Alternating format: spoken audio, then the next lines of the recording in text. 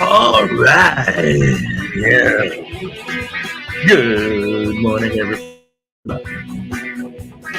Oh, my goodness gracious me. It's Friday. Woo-hoo. Yeah. Yes, ladies and gentlemen, it is Friday once again. And we are here on this beautiful Friday morning. Ladies and gentlemen, we're here this Friday morning and we are live.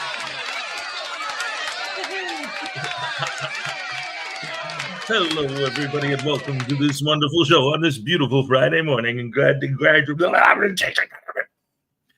see so many wonderful, beautiful, fantastic, amazing people here. As always, best fans in the world. That's you guys. Love you. Thank you so much for being here. And yes, ladies and gentlemen, this week has been one of the best weeks ever. Not only because I'm back home, not only because I got to spend the whole weekend with my kids, but almost this entire week I've been joined and am once again today by my beautiful, amazing, fantastic, wonderful, beloved co-host, the one and only, ladies and gentlemen. Yes, Ray is here. All right. Morning. Good morning, Ray of Sunshine. How are you today? Okay, how are you? I'm all right. Because it's Friday and we're getting ready for the weekend. Oh boy, oh boy, oh boy. I will say this though. And I'm going to say this a couple times just so that everybody knows, if it happens. And you already know this, but my landlord is having new windows installed in my apartment today. Show up early, like between 8 and 9 or something like that. So obviously, you know how these things go. Who knows when the guy's actually going to show up? But just letting you guys know there's a potential that he might come during the show. And if he does, I'm going to have to go off the air because I'm not going to have any windows in here while he's installing them. And I'm going to have to move everything because I'm right by the picture windows right there. So I might have to end early because of that. But if I do, ladies and gentlemen, don't freak out. Don't panic. Nothing went wrong. It's because I'm getting new windows and stuff. Windows installed. Windows installed in my house. And then the chimney sweep's going to come and clean up. Yeah. See, that would have been a good joke, but I forgot the chimney sweep song from Mary Poppins. Oh, I'm a chimney sweep and I'm okay. No, it doesn't go like that. How does that one go? Now it's driving me nuts. Everyone remembers supercalifragilistic.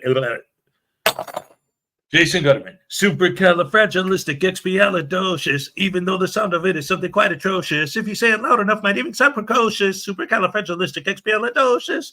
See, that one everyone remembers, but I always have trouble with the chimney sweep song. Anyway, Greg Jonick was first. All right. What's up, Greg? Good to see you. Oh, all right. Here's your happy dance. All right.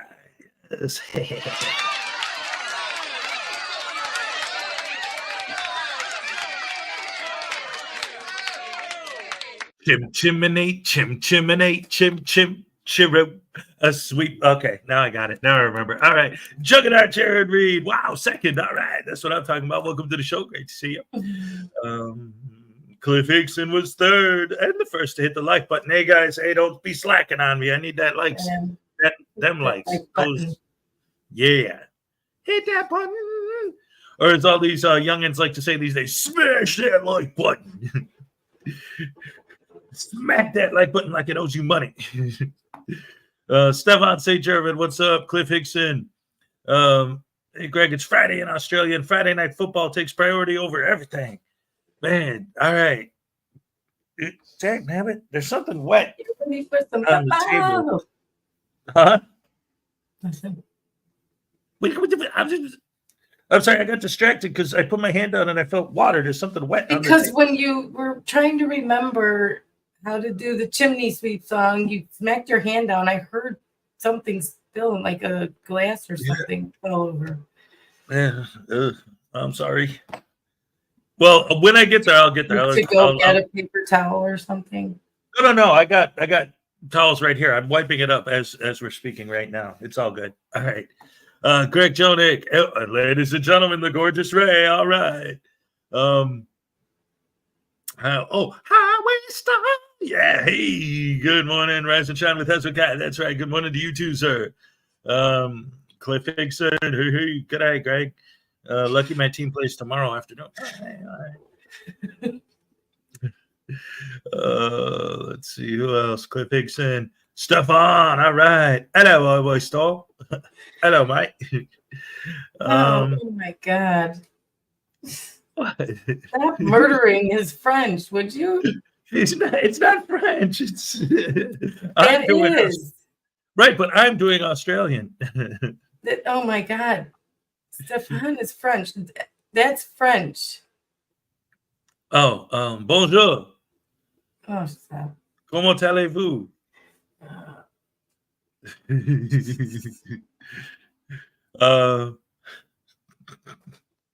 Gerard Depardieu.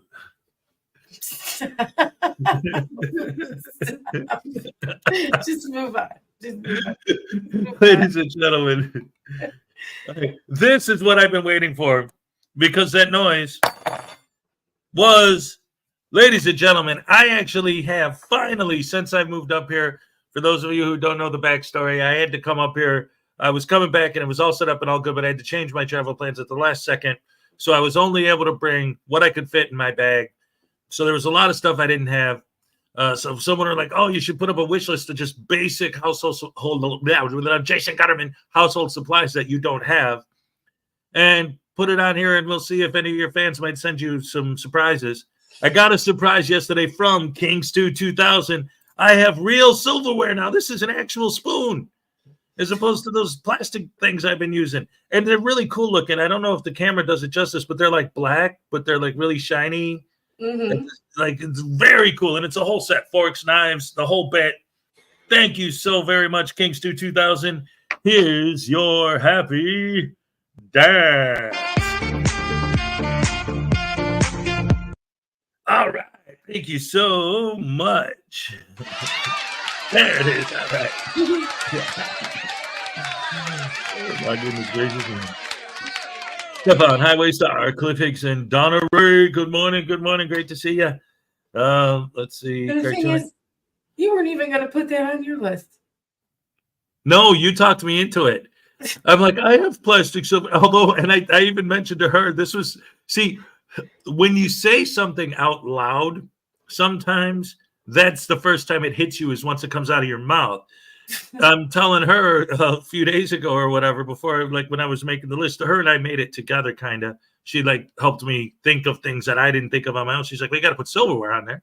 I'm like, well, I got all the plastic forks and knives. I got 1 million of them.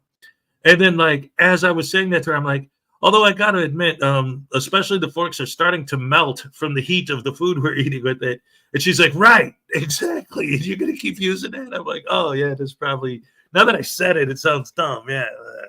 Hey, $2 from Donna Ray. Thank God it's Friday. That's right. Here's your happy dance. All right. Thank you so much. Yes. All right.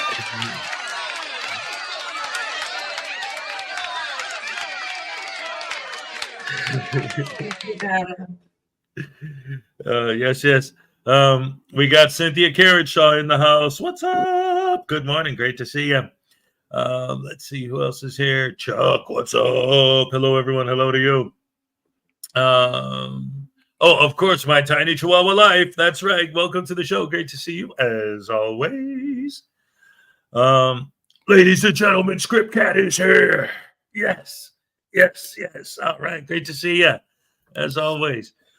She's another one who sent me a gift since I've been here. I'm hardwired instead of using the Wi-Fi now because she sent me an extra long Ethernet cable. Thank you, Thank you so much. Yes, we all thank you, Script Cat. We all thank you for that. That's right. Mr. Thomas, good morning, Hez and Ray, and happy Friday. Yes, happy Friday to you too, sir. Good times, good times. Let's see, who else did I miss? Oh, Frauditor Bust. Oh, Brian Shulman is here. All right, good morning, everyone. Good morning, Brian. Frauditor Busters is here. Morning, all. That's everybody. Yes, yes.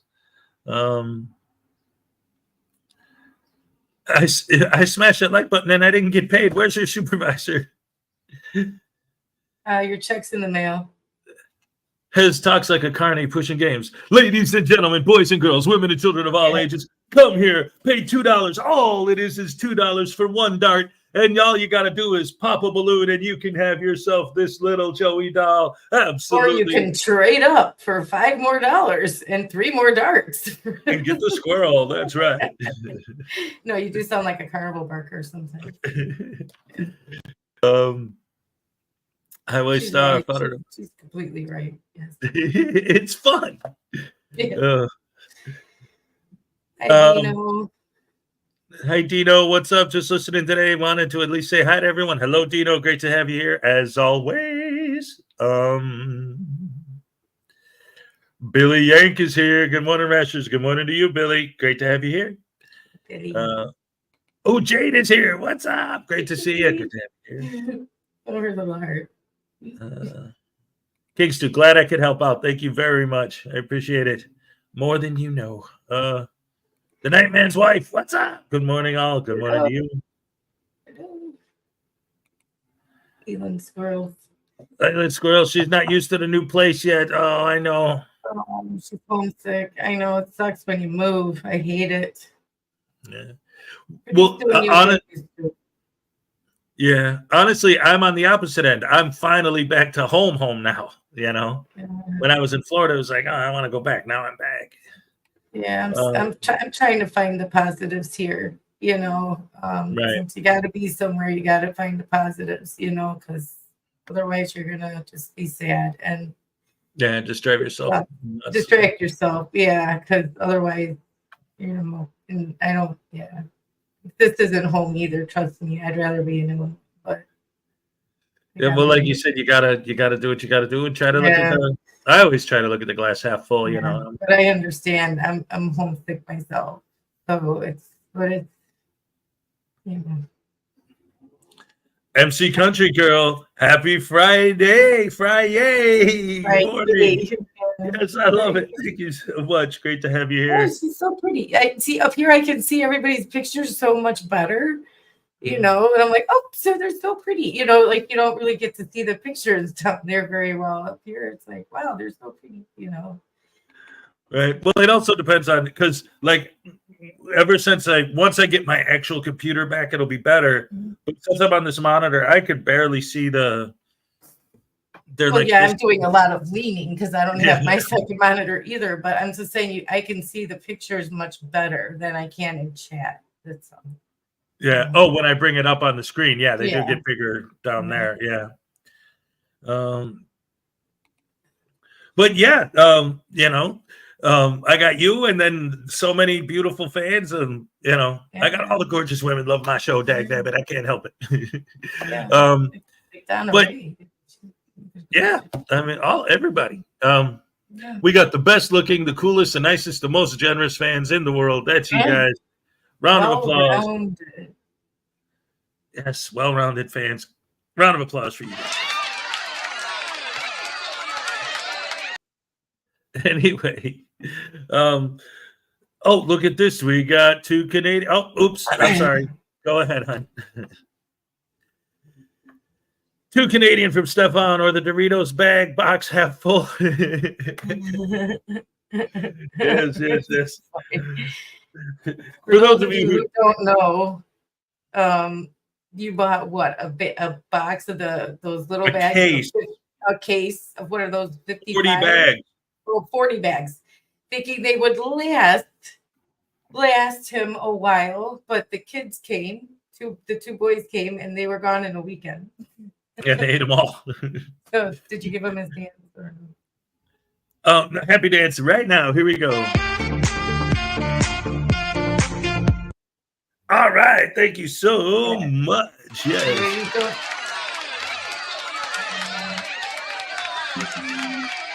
You don't keep food along in your house much with 2 growing boys. You just don't. Everybody knows that. Yeah. Well, like I was saying the other day, it's like as I'm doing this more and more, I'm learning more and more like what's going to last and what isn't, you know? And I've come to the realization that, and I've thought this before, but I didn't actually do it.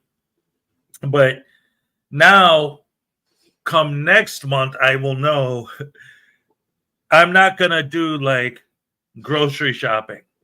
I'm going to like, okay, here's what we're eating today or this next couple days. Let's go to the store. Let's get a loaf of bread. Let's get some meat. Let's get the stuff we're going to need to make sandwiches, peanut butter jelly, whatever it's going to be, you know, and then we'll have that for the weekend. And, you know, then next time I need something, buy the stuff I need that we're going to eat that day kind of a thing. Not necessarily literally going shopping every day, but instead of trying to just once a month buy everything for the whole month. Oh, no, you don't buy for the whole month. You should be weekly shopping. Yeah, exactly. Weekly budget, weekly shopping. And I said, call me. I had 2 step boys and a nephew.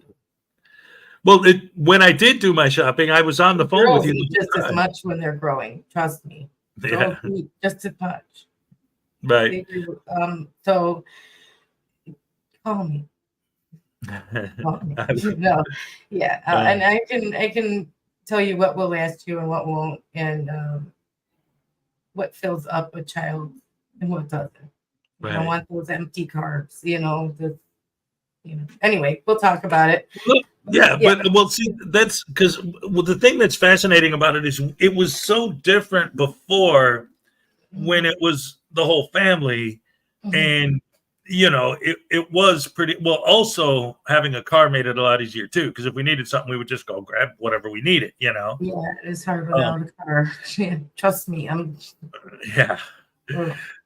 So now I'm just here by myself, but then I'm like, when I first got here and started doing it, I was getting food based on the idea like I'm the only one eating, and like you said, knowing the kids were going to come, that's I'm like, oh, I'll buy this big old thing of Doritos that would last me forever, and then they come here and immediately they're gone. Like, oh, right, yeah, it's junk food, and there's nothing that attracts a child more than junk food. So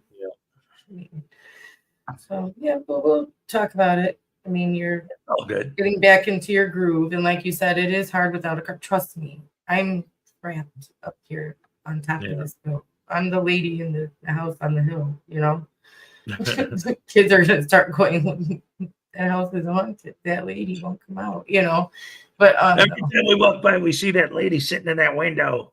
Yeah, just her and that cat standing on the windowsill. Yeah, good thing I don't have a black cat, because then it would really start rumors, right? But no, ever since our car went to car heaven, I know what you mean. It is hard. Yep. The bus that goes to his job, because otherwise, difficult. I understand. I feel your pain on the grocery shopping and stuff, but can your, like, if you flip your daughter like gas money, can she take you once a week? Well, yeah, but again, that kind of goes back to like what I was saying is like, if I limit it more like that, then I can, like, it's not that bad of a walk to get to the store down the street here. I mean, if I wanted, that's what I'm saying, if I want to go big grocery shopping, that's different. It's carrying all this stuff. Right. Yeah. And what I've been doing right/wrong is because of that, I've been ordering a lot of stuff on Amazon. Which in some cases works great, but I ordered the Doritos on Amazon, and stuff like that. And it's because like I see it on there and I'm like, oh, it's big, it's a ton of stuff, it's cheap. Yeah, I'll get that. So far, the things that I've gotten from Amazon that actually have been worked out really well for me was, first of all, the bacon. They had this package of pre-cut bacon, 72 slices of pre-cooked bacon. And it was only like $20 or something like that. So that was worth it. I still have a ton of bacon left. Me and the kids are going to have BLTs this weekend. We already decided. But that's the thing. Like, not thinking about it, you can't order any like fresh food or anything from Amazon. It's just like shelf-stable stuff. To Amazon Fresh, you can. Well, they still have that. But it's an added subscription along with your Prime. So you got to pay an extra money for that every month. Well, no, I looked into that, and where I specifically am, they don't have it. They don't have it. Okay. Right, for this specific location, yeah. I know, but man. But the point is, I realized... It's difficult, it's like... Right. But no, I realized that if I just walk and buy, a couple tomatoes and a head of lettuce, boom, and then I already got the bacon, BLT sandwiches, great, and those things are super cheap, And leave some for salad. Right. And again, it's just a matter of well, and then you right. But you're the one who told me, with the bananas, and my son texted you himself like to thank you for making me like, bananas. Oh, that is so cute, Yep. So it was funny when he did it. That his favorite was bananas. I had no idea. I just know they keep for a minute. If you get them a little bit green, they'll keep for a while. Yeah. And it was so cute when he did it because, he doesn't know how to actually text someone, but he knows how to use the voice recognition. So he's like, hello, this is son of Hezokuai. And I just wanted to say thank you for talking my daddy into buying bananas. They are my favorite. And I'm like watching him say that into the phone. And I'm like, oh, okay, cool. Yeah. It was nice. It was cute. I was extremely thrilled to get that text. I was like, oh my God. And my heart just melted, Oh, it's so sweet, Yeah. Yeah. He's a good manners on a little kid, Yeah. Right. So yeah, but that's the thing. It's like relearning how to shop, I guess, basically is what it comes down to. It's Friday and I'm happy to be here. Yes, you are. I mean, and we're happy to have you, sir. Yes, ladies and gentlemen, let's do it right. Graham Grayfiend, I almost said Garfield again. Graham Grayfield is here. Great to have you, sir. Yes, all right. I don't know. The Australians were in here earlier talking about the big soccer game this weekend or whatever. I don't know. And you're over in the UK, so you probably don't even care about. They call it football. Oh yeah, cricket. No, that's like baseball, but it's not. With a lot of rules. It's too many. Hard to understand rules. Yeah. You get a red card. You get a blue card. Yeah, give me your card. If I was a frauditor, I'd be collecting all the cards. Oh, you mean that's a penalty? All right. Tyrants. Those tyrannical referees enforcing rules. Those are only rules. Those aren't laws. Where the Constitution doesn't say that I can't run out of bounds and still keep going. You're not an American. Well, the American Constitution is the supreme law of the world. Don't you know? Right. When you're in other countries, you still use the First Amendment. I think that's what they think. They would be the ones that go traveling to other countries and expect that the American laws would follow them. You know? We've seen that. We've seen people try to use the First Amendment to argue in other countries. It's like stupidly embarrassing. It's like not all Americans act that way, I promise. You know. Right. Even if they had a name out there. Yeah. Well, they always say that like people in other countries could spot an American walking down the street immediately. Just look at it. Oh yeah, they're American. Yeah. You know? The way they carry themselves, the way they talk. You know, yeah, I guess we're very loud and distracting, and the way we dress, and yeah. I don't know. Well, I know you don't know anything about being loud. No. That's exactly what I'm getting at. Me? You'd be over here like, and over here is the Parliament. You know, like talking like you're on your show here and stuff. Yeah, and people in Parliament would be like, "Who's that guy? Who's that guy?" Now, who out there is talking like that? You know, like. I'll be with my kids. Oh, that's called a roundabout. You know, we got some of those in Wisconsin, but here, see how big it is. Like the movie. Look, children, Big Ben, Parliament, Big Ben, Parliament, because he gets stuck in the roundabout. Yeah. What is that? Vacation. Vegas. Vacation. Or National Lampoon's European Vacation. Yeah. That's Yeah, he gets stuck in the roundabout. And he's like, Big Ben, Parliament. Big Ben, that would be Parliament. That already has been an argument in this house. My older son. Big Ben is the name of the bell. It's actually the clock tower. It's the Tower of London. It's the clock tower. It's not Big Ben. Big Ben is the bell inside of it. Like, I know. He's like, yeah, but everybody calls it Big Ben, and it's not Big Ben. I'm like, all right, buddy, all right. It's not that serious. It really is not that serious. Everybody calls it Big Ben. I know, and it drives them nuts. Even people who live there call it Big Ben. Why? It's not that serious. Why does it drive them nuts like that? Well, like I said, he's a little OCD, not in a harmful way, but people call it Frankenstein when it was actually. Oh, he'll go off on that too. The doctor. It was the doctor, not the monster. The monster. So, yep.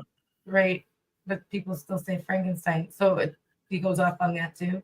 Yeah, but I reconciled him on that one by saying. But technically, since the monster is his creation, it's like that's his son, so it would have the same last name. Then so it's like, still technically okay. Son of Frankenstein. Well, that's the sequel is called Son of Frankenstein. So there you go. Well, actually, Bride of Frankenstein, but Son of Frankenstein did come later. That is an actual movie. So it's not serious. He should relax a little before he has a stroke. 16. I mean, come on. He's too young to be that serious. He starts high school next year, and he's already planning on getting his job, starting his savings, putting his investment portfolio together, and getting his 401k going. Like, he's already planning all that out. Well, you know, I can't fault him for that. I mean, that's all good stuff. Yeah. That's all good. Yeah. I mean, most people complain their kids are lazy and don't want to do anything. I mean, I would think that's a good thing. Mm-hmm. Yeah, yes, it is. Well, like he's not too gung ho and working too hard. You know, he's got to have time to be a kid too. Right. Exactly. Well, he does. Believe me, he does. But it, like I said, like sometimes, like when he was here over the weekend, last weekend, it's like, well, Dad, can I clean this? Go ahead. Of course. I'm not going to say no to that, Yeah, Or you when he can wanted to ask if sort you my can comic clean. books for me. Yeah. Yeah, don't ask if you can clean. Just go do ahead. it. Feel free. Yeah. I'm not My going to cleaning argue with you. supplies or your cleaning supplies, Right. Exactly. Dad, where do you keep the Lysol? Oh, it's right there, man. All right, cool. The only thing I would say in my home is don't do the dishes because those are mine. Right. I love doing dishes. You know why? Oh yeah. Well, you know what? I've even like when I was younger, I used to have a thing that plays like the sound of running water. Like you would just turn that on just so you could the relaxing sound of running water for some people seems to be very No. like, It's not the sound of running water. It's the act of doing dishes. It's not. If I just heard running water, I'd have to go pee all the time. So no, it's not that. It's the act of doing the dishes. For some reason, that particular chore focuses my mind. Like all those little screens shut off and all the thoughts shut up, and I just can focus on that. Right. It's almost like a meditative kind of state. Yeah. Absolutely. I don't know why dishes are like that. So I like to do them. So I tell them just leave them. I'll do them. Right on. If I think they're even, I'm like, what are you doing? Why do I hear the dishes go? What are you doing? Where's the sink on? Are you doing dishes? You better stop. It's like, okay. Otherwise, you can do whatever chore you feel like. Oh, you want to vacuum? You want to clean a toilet? I don't care. Clean it, please. Well, believe me, if we ever get you over here, you'll never get that argument from me. You don't have to worry about me doing too much dishes. I'll be like, go ahead. No, but obviously I do them. I'm clean, but fun. Tell my dad. So I was gonna explain to ScriptCat really quick what RSN stands for. She was please, and I always get it like when I try to explain it because it's like, all right, it's something that Frauditor Mania, Will from Frauditor Mania, and Joe from Doc Leno came up with, and Dawn, just his co-host, came up with. It's for channels that want to support each other and like support each other in a way like they promote each other's live streams, videos, promote like just talk about each other's channels. And then when one of them is going live, they don't go live at the same time. They, and then support like talk about each other's lives, like what time they're going live, what day, if they're going to have a premiere, what day, and also for new channels. Will help support new channels that are coming up, like the Lucid Dream or help me, Hez. Okay, so like for example, when the Lucid Dream, Past Unremembered, when they first came up, and now there's Alan's channel. What's his name? Fraudit. Yesterday the Frauditor Terminator. Yeah, he's coming up. He's going to have a live on Saturday at noon, like possibly Saturday at noon. So Highway Star and Little Chihuahua have been going live lately. Right. Yes. So we want to support the channels, because they didn't feel, and I didn't feel like there was enough kindness going around lately, enough support in our own community for each other, and the way they see it, and the way I saw it, and the way Hez sees it. And the way a lot of people see it as kindness is free and love is free and supporting each other is free. Yep. And I didn't know they were going to call it the Ray of Sunshine Network. Those are the surprise on me. They just wanted to do something nice for me in that regard. So that's why it's there. It's free. You don't even have to put the RSN behind your name if you don't want to. It's just helping promote other channels and being kind. That's it. That's all it takes. Right. But it is. And again, I think part of it also, like as far as like the supporting other channels and this and that, all the people who started it, right? You're talking about Will and Doc Lino and them are all people whose channels we promoted when they first started, you know?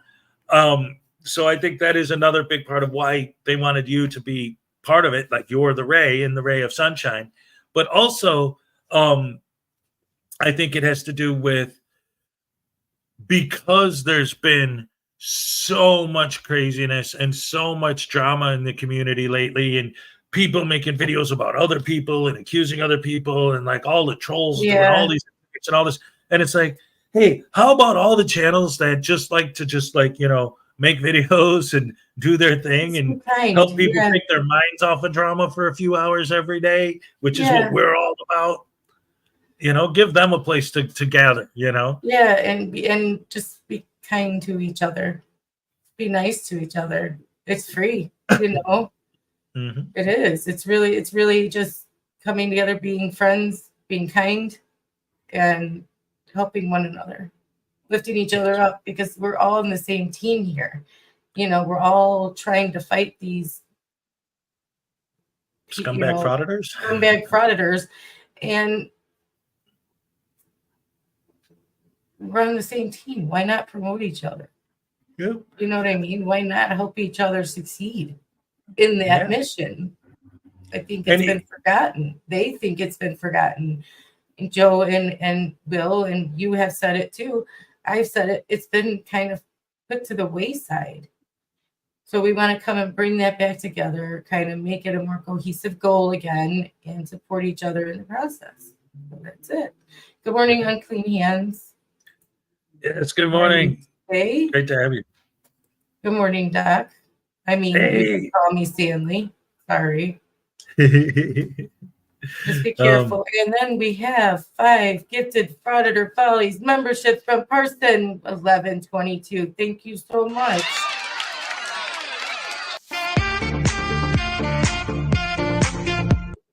All right. Yes. Woohoo. Thank you so much, Parson. I wish that all would stop. We all wish that would stop. It didn't, so we put ourselves out through it. Yep. Yeah. This is where you can go right here. Go to Will's channel, go to Doc Lino. You'll find 3 different channels there that concentrate on just what they do, and not anything else. Absolutely. And it's again, it's just the whole idea. And that's like people like Unclean Hands, he has like kind of the right thing going on in the fact that he doesn't really do lives much. Because that's the thing. It's like, it's when you got the people in the live chat that they like to hang out, but that's also when a lot of these crazy attacks and stuff start happening. But when you're just putting out videos like he does, he literally has nothing to do with any of that stuff on any level at all. Vilified Freedom's another one. You talk to him about this stuff, he doesn't even know what you're talking about. He's like, no. He's like, leave me alone with that. I got other stuff to worry about, Right. But they will try. They will try and bombard you with it. And they just got to know they're going to be met with deaf ears and turned back. And this is not our goal. It's not our goal. Our goal is to support each other and to get rid of frauditors. It's what we came here to do. Well, again, using Vilified as an example, at one point when they tried to get him, they actually sent him photographs of his house to, to prove that they knew where he was at. And he was like, okay, show up. I got a gun. Let's go. Yeah, let's go. Yeah. But, nothing happened. But again, the point is when they tried to get him, he just moved right on, so it's ignoring and moving on. It's the best that I found to do. And it's been working for me. Just doing my business, Yeah, I know. Unclean and Vilified, two of the best people in this community, and you're gonna mess with them? I don't think so. Right, exactly. They will feel the wrath of this community if they did, and that's the thing. If they don't understand that, so they can try. They can try, and it would be dumb, right? But it reminds me of like what this all was before it really started. I mean, like recently, obviously, we all know where it's at now, but the first ripple I ever saw was with the whole, and a lot of people might not even know what I'm talking about. But it was Virgo Triad. When that whole thing blew up, was the first real ripple in the community where stuff started getting crazy. But before that, like I remember in the old days, it was, Schrodinger's cat and Team Skeptic and Kick and a Marvel Girl and even, at the time, Miss Mandy and Artie's Corporate Fiction. Like we were all on the same page. We were literally playing Among Us together. We would all go online and play Among Us with each other. Ragical, the Unhallowed Knight, would be there, and it was a community, and near the end, after, Law Talk with Mike and Schrodinger both mentioned my channel, then I started being accepted into it. And it was all like this beautiful community and everyone got along and everything was great. And then when the whole Virgo Triad thing came out, that was the first ripple. And then that's when everyone started getting a little bit more suspicious. Like, well, wait a minute, if she did that, maybe there's some other people that are, and then it started becoming people looking for, and now it's, it's all crazy. So we're trying to get back to when it was just good. Just gotta stay focused on what your goal was and ignore it the best you can. Just ignore it. Like I said, I get email. You know what I mean? And everywhere I go in a comment section, there's one of them douchebags right after me, calling me spineless or saying some kind of weird something after me. And I'm just like, okay. And I move on. You gotta let it. You gotta think, like, consider the source. Yeah. And do I know them? Why would I let them affect me? They don't. That's not what I'm here for. Yep. I came here to fight against frauditors, and along the way, I found family. That's what I'm here for. That's right. The Rash family is in full effect at all times, ladies and gentlemen. We love you guys. That's what their goal was with the RSN network. And that's what they hope to achieve with it. So, yes, to bring the community together. Yes. People that are on the same page, keep them on the same page. And even like little things, like when you talk about like trying not to go live at the same time, that's something that, and especially like as more people are involved, obviously that's not always going to be possible to schedule around each other. But the idea is keeping that line of communication open, and not stepping on each other's toes with like, hey, I got to do this, I got to do that. I'm going live at 3. Oh, well, so am I. I mean, that's cool. But now we know. But sometimes that's when you could come up with things like you can simulcast. Like if I'm live and you're live at the same time, like not stream sniping, but actually like, hey, I'll play your stuff on my channel and you play my stuff on your channel. Cool. And then it becomes a good thing and everybody wins, Yeah. Yep. The goal is to try, not to step on toes and communicate. You step on toes when you don't communicate. Right. So, yeah. Exactly. I've even had, this was a long time ago, but I even had, because I've always tried to do that. And I remember one time when the whole thing, when Kate went and saw Chili at the parade and all that, I actually reached out to her and asked her if she wouldn't mind if I, simulcasted one of her lives. And she's like, yeah, please go ahead, So even back then, I would always try to communicate with people and say, that's the key, is communication. And that's their whole goal, is just to be kind. Be kind. Yep.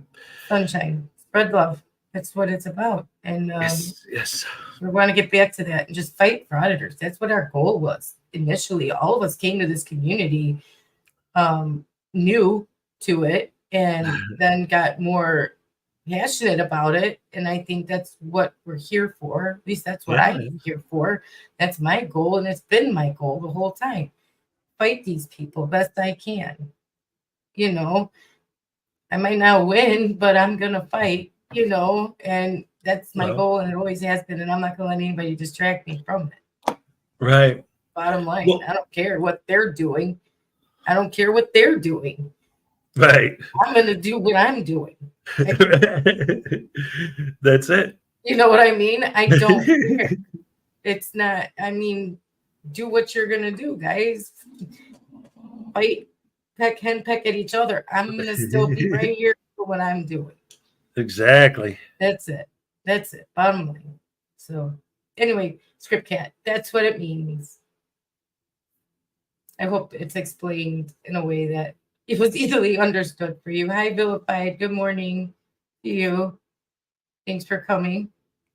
Hey, there he is. We were just talking about you a minute ago. All right. Yeah. We were using you as an example of one of the ones who stays completely out of all the drama, which is always a good thing. Yep. Absolutely. Like I said, let him try to mess with him. He's trying. Hi, Florida Jim.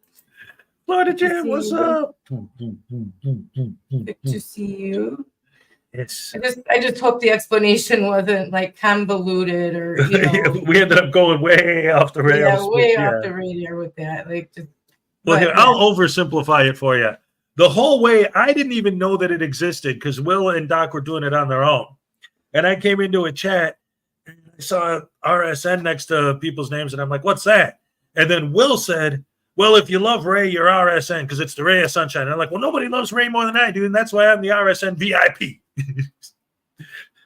So there you go. No, it's not just about. All right. Good morning, Victor. Victor's here. I keep missing. There we go. Good morning, Victor Childress. What's up? Good morning to you. Good morning. To have you here. And also, hey, Flagman Dan has go to the Adams Flea Market in Adams, Wisconsin. All right. I don't know how close that is that I could walk there, but I'll try. We got an Ollie's right down the street. Oh, maybe I shouldn't say that. Well, I just did, so it don't matter now. Ollie's is a discount store. They got a lot of good stuff, really, really cheap. Anyway. Oh, Edward, you don't have to change your name. You don't have to. Nobody. Oh, no. Yeah, it's not like a thing like when you're in a clan in a video game and you put the initials next to your. I mean, that's like how I guess the whole thing that people doing that started. But. No, and yes, good morning to everybody coming in. I might not see you. I'm sorry, chat's moving a little quicker. That's all right, because I wanted to say to all the people who are just joining us that just a reminder, I want to make sure everyone knows that if at some point during the show just ends, my landlord is getting new windows installed here today.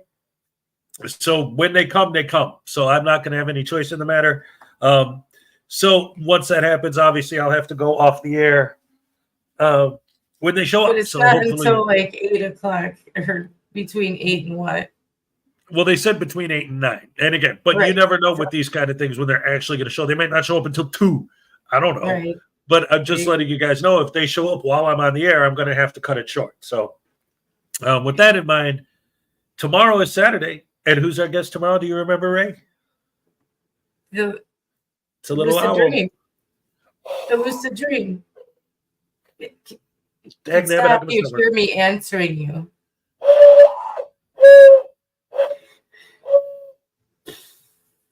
Yes, the owl, the lucid dream. I heard you.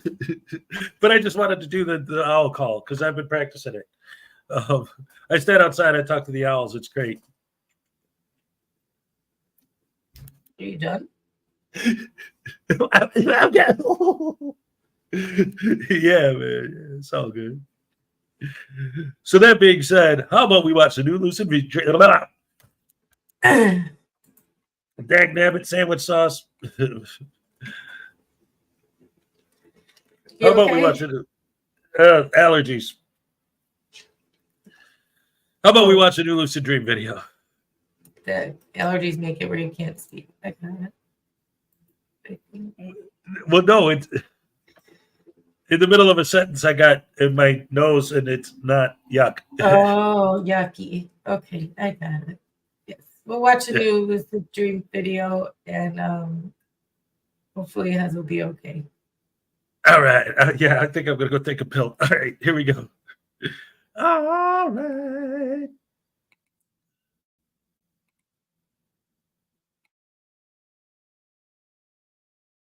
Welcome back to my corner of the internet, guys. I am the Lucid Dream.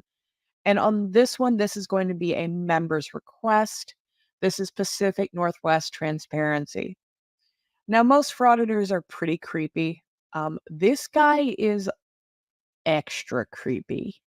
You'll see what I mean when we get into it. First and foremost, thank you to all of my members and subscribers. Again, I would not be here without you, and I am thankful for every single one of you every day. Let's go ahead and get into it. Good afternoon, everybody. It is a halfway decent day in the Pacific Northwest. Stop by this strip mall on Cleveland Boulevard? I don't know. Cleveland. So we're going to hang out like always. Looks like there's a wine shop. Seriously? Oh, it's backing up. I was going to say, what the hell?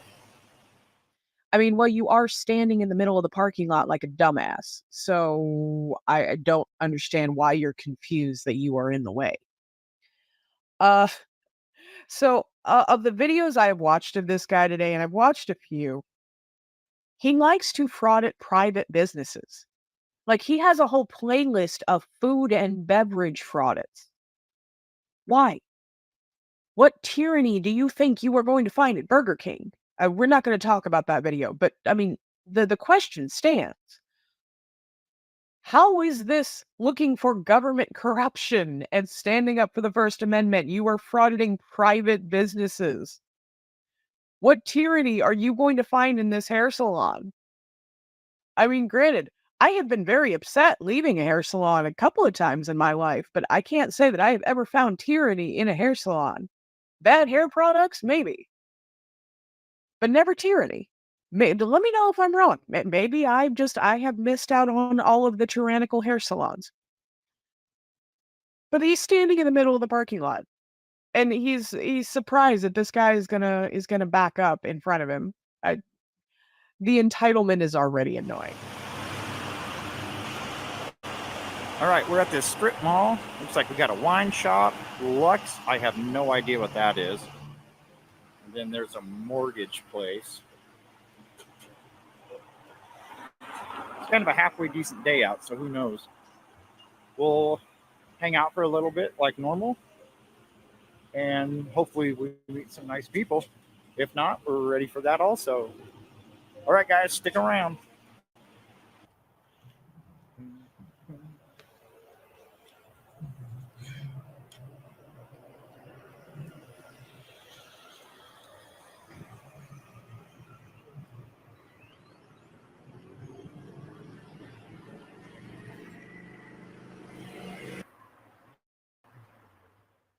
I would love for someone to tell me what following this woman from the salon to her car with his camera, intentionally tracking this one woman to her vehicle, what that has to do with the First Amendment.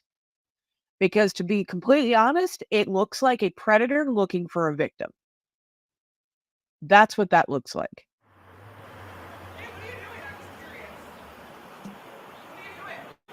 Sorry, I can't hear you.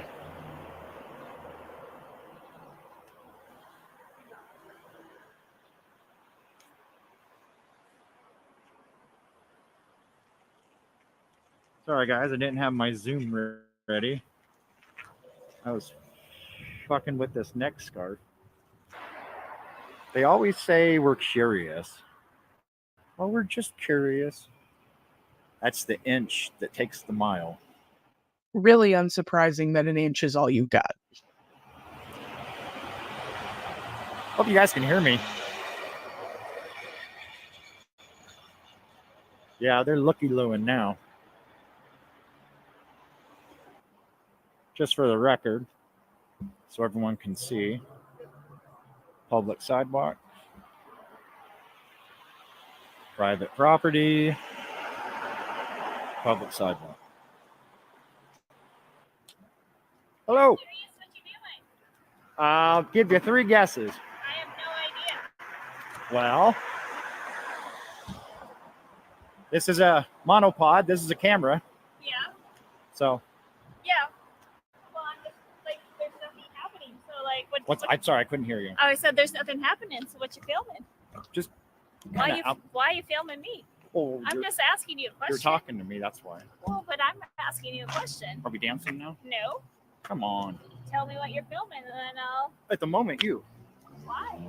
Well, you walked all the way out here to talk to me, so Well, because I'm curious. that's fine. You can be Because curious. There's nothing out here that you're filming. So, like, I'm just curious why you're doing it. My own personal reasons. Yeah, I mean, you know harm. Gotcha. After watching you film the blonde lady, I would seriously doubt that. Gotcha. Okay. Back to work. I wonder if she's going to be the match.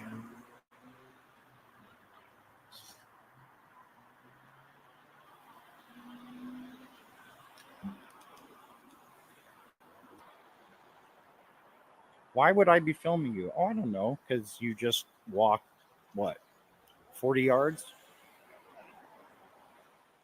No, she's wondering why your creepy ass is out there in the first place filming things you have absolutely no legitimate reason to film. As far as she knows, you're casing the businesses because you're standing out there, I'm sure, in full net gator glasses and hat, like the moron that you are,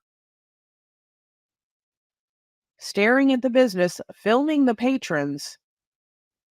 Yeah, she has right to be concerned. We'll see how she wants to pursue.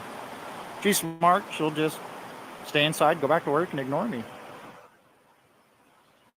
It blows my mind how people think they can walk out to a street and demand to know what people are doing. Yeah, this guy is absolutely an asshole. He needs the confrontation.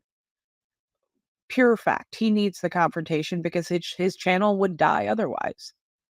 You know, people aren't going to watch video after video of nothing happening. He needs the confrontation. He would not be filming into a business otherwise. It just would not happen.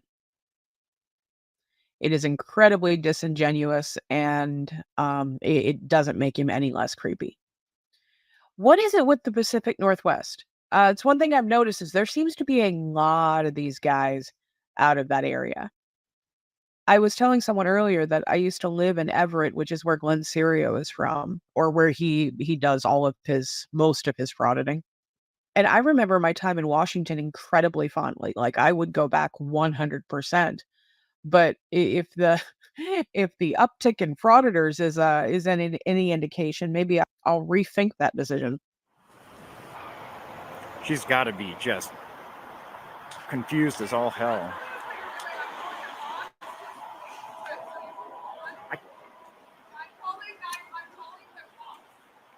Why?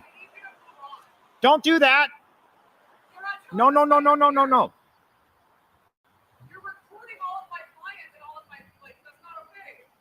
Why not?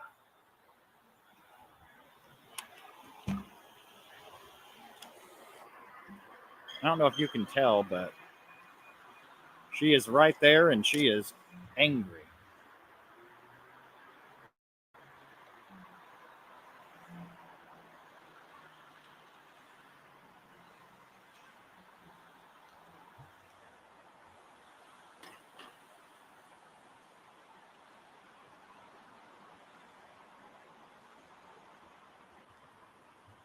I can't believe with social media nowadays, people don't know this stuff. See if you try. You know, social media or not, whether people know what's going on or not, does not erase the fact that they have reason to be concerned. Those are private businesses that you are casing. Those are people you're following around with your camera to their cars. They have no idea what your intentions are. You can say you mean no harm all you want, But the fact you followed that blonde woman to her car, that was creepy, and that was worth taking a second look at. Normal people do not stand outside of private businesses with cameras for absolutely no reason. Why? Because it's pointless. Because you are doing nothing but creating bullshit content for your YouTube channel. That's it. That is all you are doing. You are not standing up for anybody's rights. You're not standing up for the First Amendment. You are literally being an asshole for no reason. That's all there is. See if he tries to hit. Fucking recording me, you creepy motherfucker.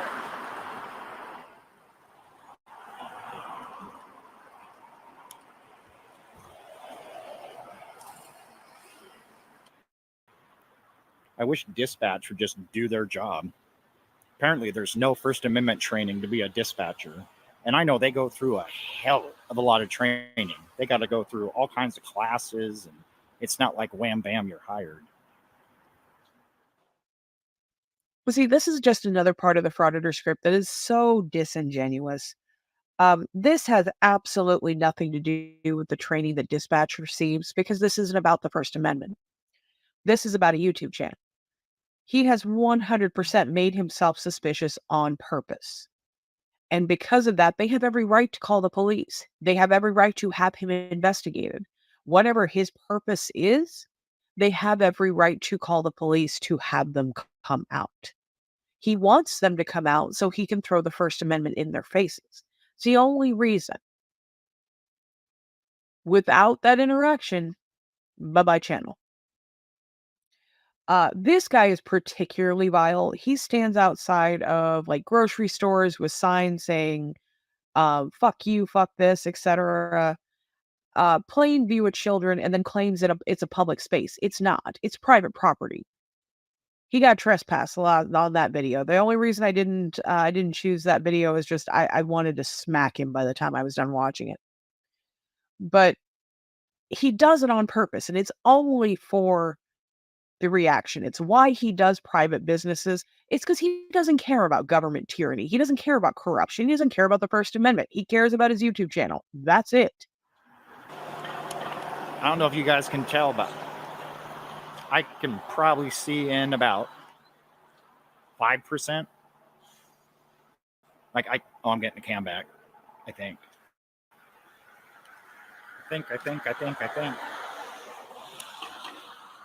Somewhere in there. I seriously cannot see you guys. They don't know that, though. Once again, the whole thing is Windows.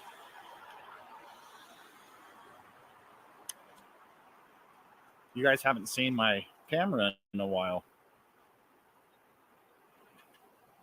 The zoom on this thing is just insane. Just for try this.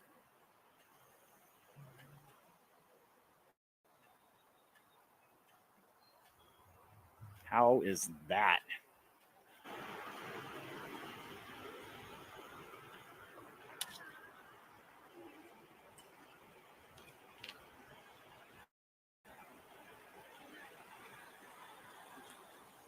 Anybody a lip reader? I am. They said they have never seen such a pathetic sack of crap out in public before in their entire lives.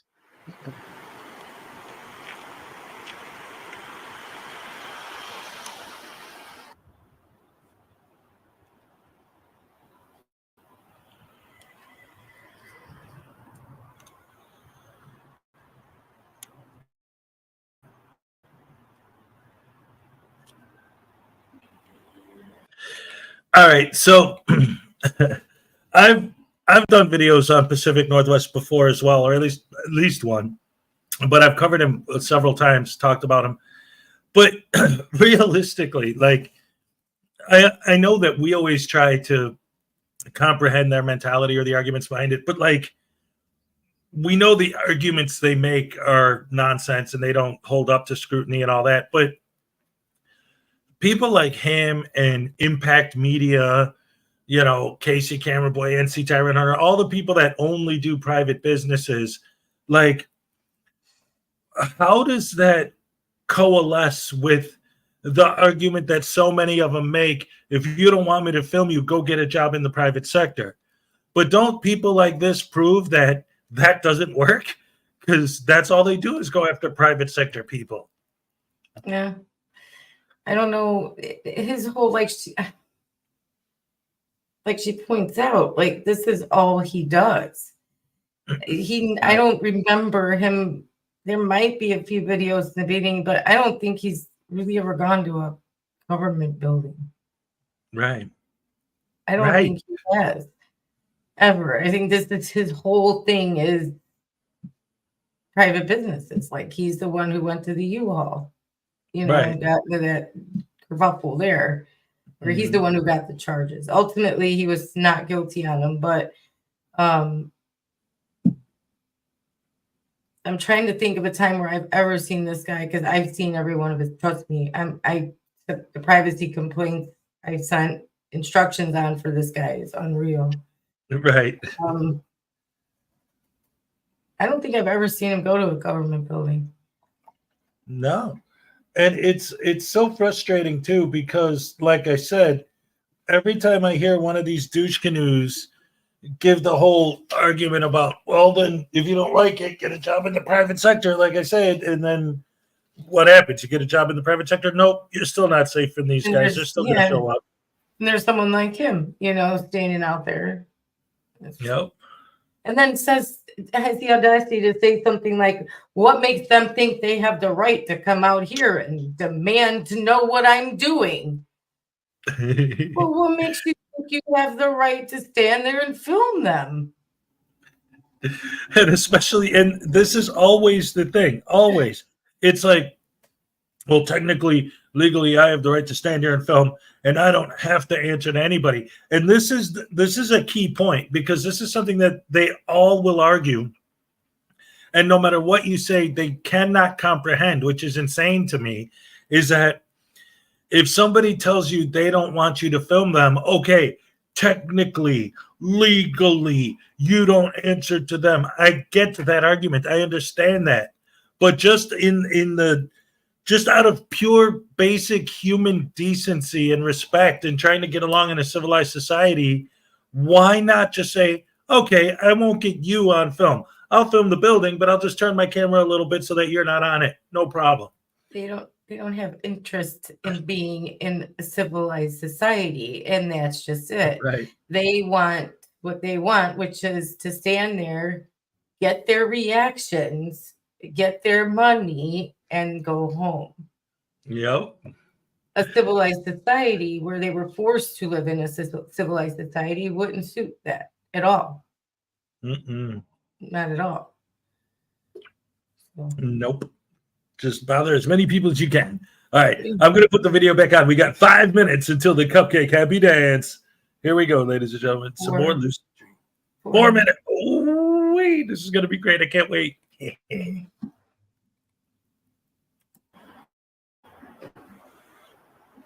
Oh, she's just pacing like a tiger in a cage. She's right back in there.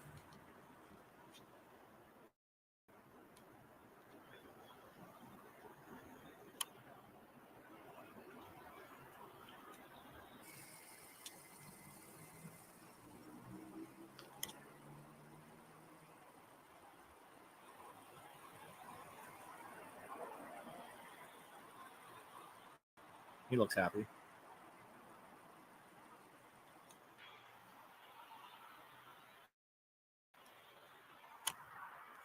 Ooh, she's coming out. Nobody likes that you're out here. Just so you know. Why not? Because you're making people feel super uncomfortable. And the cops won't do anything because you're on the sidewalk and it's your constitutional right. But you're making everybody in here feel super uncomfortable. I'm doing an investigation. I got a call about this place. So I'm going to take pictures of every person, every car. I'm just doing my job.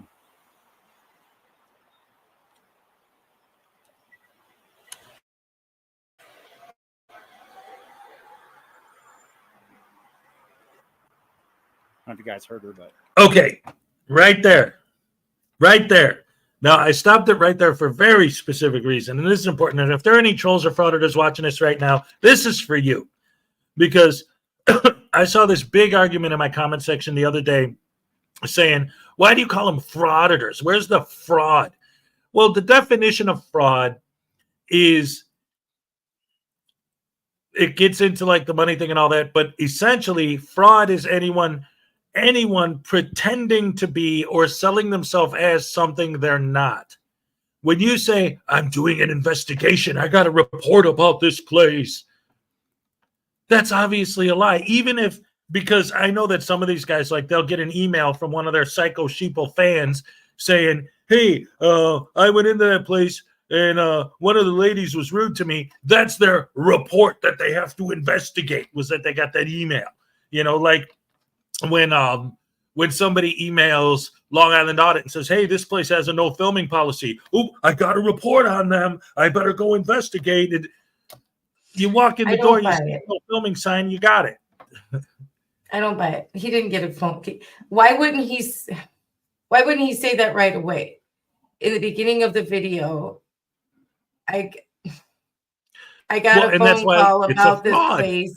Yeah, I got a phone call. I got a complaint from a viewer about this place. So I'm going to come and I'm going to film and I'm going to see what's going on here. Why? Who would do that?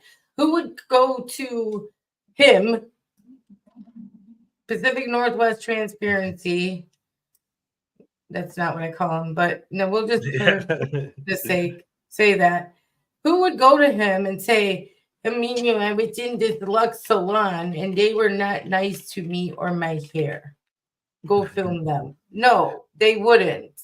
They just wouldn't, because it's a private business. Their subs know private businesses from government. Yep. They always tell them that that's a private business. You can't be in there. You know, they always say that. So why? It's a lie. He would have said it right from the start. We've received some complaints about this place, so we're here. I've heard these pieces of crap do it before. They've said it in the beginning. Yes. So why wouldn't he say it in the beginning? It was just to get some kind of reaction out of them. And not just that, and building the false narrative and being a fraud, but also, like, even if you did legitimately get a complaint, it's like, okay, so I'm investigating the complaint. Okay, what are you investigating? By filming everyone who goes in and out. What are you investigating? What was the complaint on? That too many customers walk in and out the door? Right. I mean, what else could there be? They made my hair too blonde. Go in there and see how they're mixing the solution. He would never get in there. It's a private business. So what complaint could there be? That's what I'm saying. It's There's like he's filming people going in and out. So what do you invest? Yeah, right. There's no parking. There's what? What is it? He's a liar, because he would have said in the beginning, I received a complaint about this. Not wait till video's almost done and then say something like that. We're past cupcake. You got to do cupcake. It's time, ladies and gentlemen, for the Cupcake Happy Dance. Here we go. All right. Okay. Ole. All right. Yes.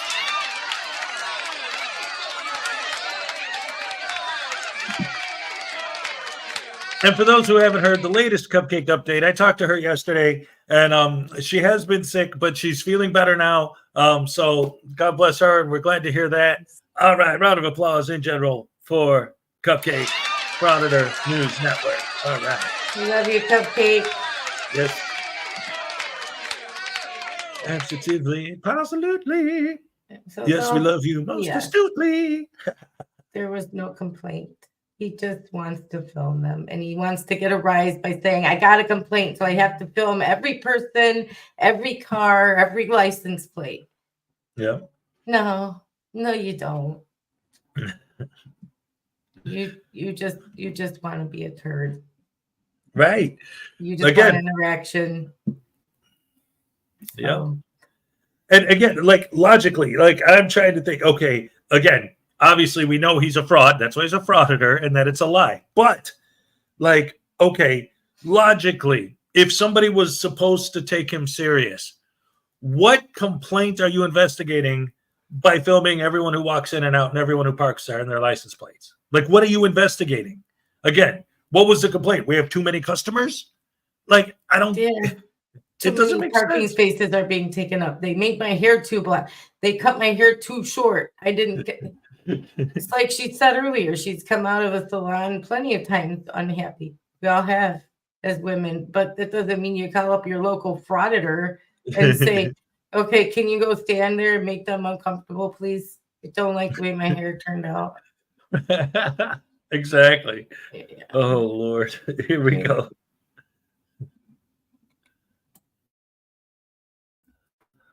She was whining about how I was in public and how I have constitutional rights and how it's just not fair. I'm actually going to cut it here because everybody leaves, and when he has no one left to annoy, he takes off. So again, since he doesn't get his confrontation, it doesn't pay for him to be there. This guy is obnoxious. I will do a couple more videos on him. This was a quick one, just because I'm not touching the Burger King one yet. I can't. I will eventually, but I'm not doing it tonight. Before we get going tonight, guys, one of the other member requests that we had this morning was to look at police canines, and I did look at doggos a lot today. I'm a huge fan of dogs. And this one clip had me, I'm fully prepared to admit, had me in tears. So I'm going to include this just because it's beautiful. Other than that, thank you so much for watching, guys. Please like, comment, subscribe, do all that good stuff, and I will catch you on the next one.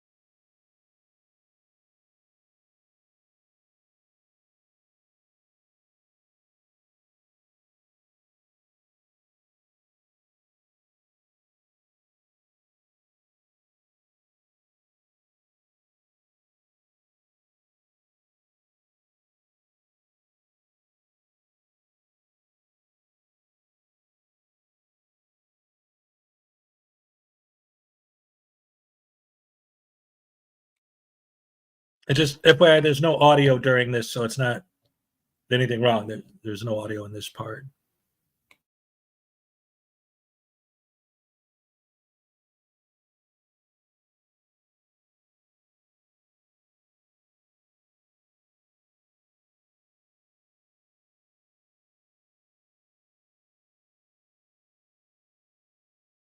Of our canine officers was severely injured, and everybody needed to act in order to save our canine dog's life. They all rallied behind each other, and they understood what they needed to do. Multiple officers from multiple different area commands, SWAT, canine patrol, flex teams, officers without hesitation knew what to do, knew how to respond, knew how to shut down traffic. And they did that. And ultimately, that's what saved Enzo's life. That quick thinking of the air unit to offer that up, and then everybody being willing to allow that to happen and to make it happen without any delay. They said, okay, we're going to go ahead and come down. They are one of us. They're instrumental to the way we do policing and how they protect us on a daily basis, of course, we're going to go above and beyond to ensure that they are safe and they get the medical attention that they need to survive. We are going to treat them as they are one of us. There's no doubt about it. And we did that day. And again, I can't thank both vets for what they did. Without them, Enzo wouldn't be here today. That's beautiful. You know, I love animals, man. Love them, love them, love them. And that's a feel good story, you know. I'm glad that he made it. Yeah. Wow. The chokes you up, you know. Oh yeah, absolutely. But yeah, that's good that he turned out okay and everything turned out all right in the end. All right. Round of applause for our canine friends, ladies and gentlemen. We love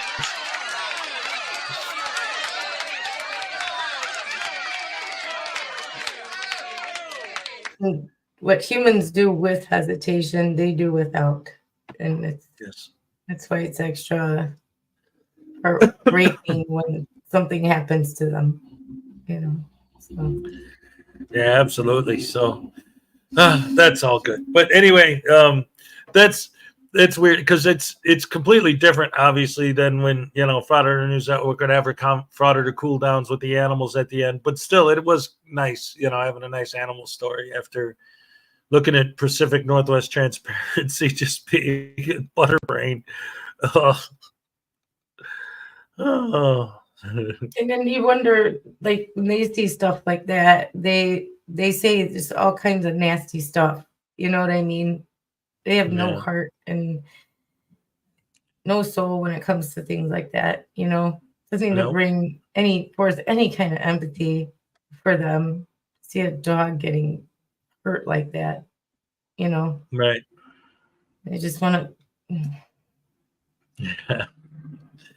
That's the thing. Little unladylike, you know? Right? Oh my goodness gracious me.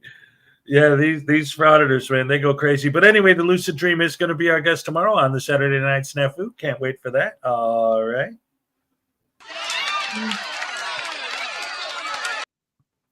Three cheers for Lucid Dream.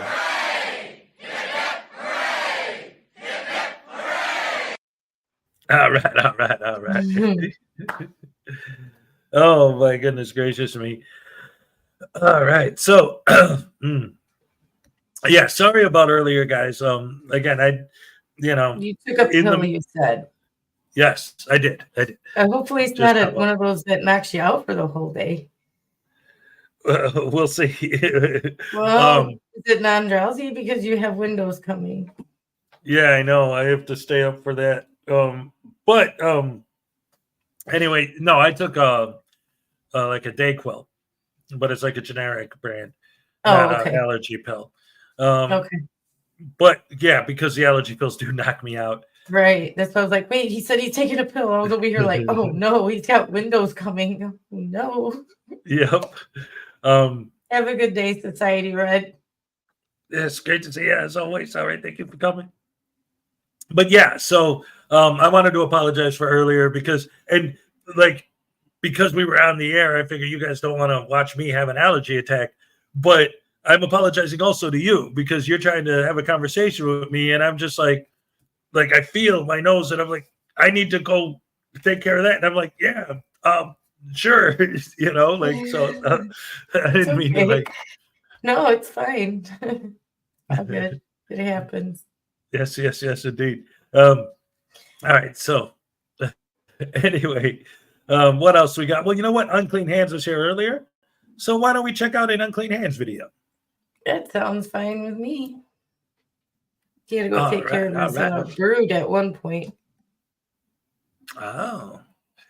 Well, let's see what happens in this video, and if it's all good, it's always good because it's Unclean Hands. When did you ever see a bad Unclean Hands video? Oh my goodness gracious me! Never. That's right. Never. Doesn't happen. Ladies and gentlemen, the one, the only Unclean Hands. All right.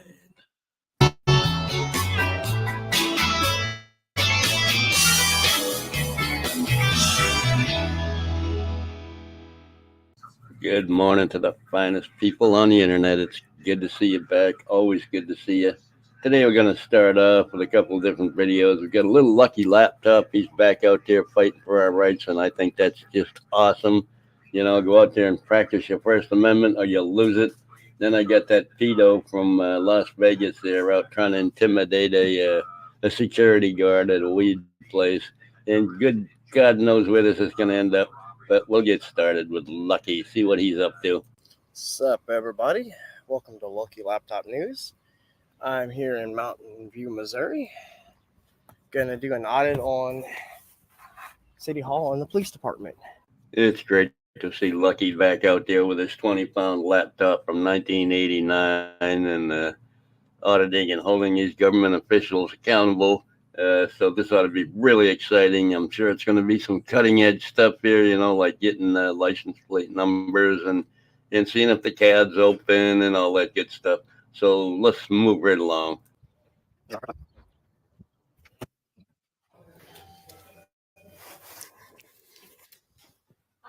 Hi, how's it going? Good, how are you? I'm just exercising my freedom of press, recording. How are y'all doing today, though? Absolutely wonderful. And yourself? I'm doing good. Good. Amazing coverage, folks. I can't wait to see more. This is going to be awesome.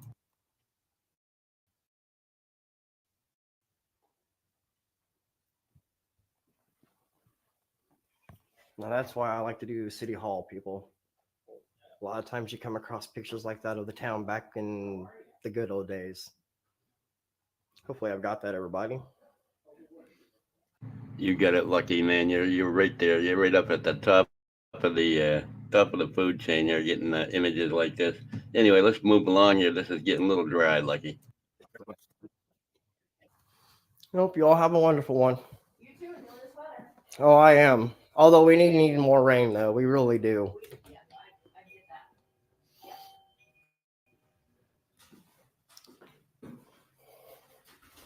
that. Okay, so far so good. Now we're going to go do the city police department here.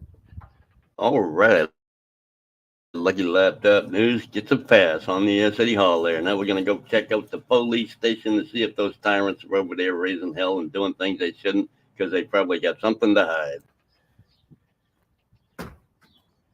You can tell they're doing the road.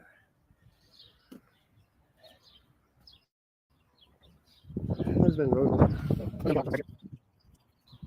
Well, that went well, everybody. Now we're going to go and do an audit on the police department here. There goes the fire chief.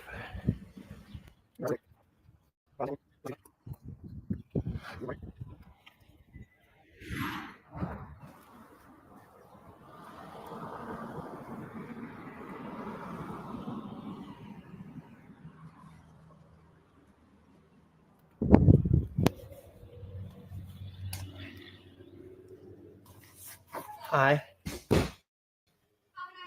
Just recording, just practicing my First Amendment right to freedom of the press. That's perfectly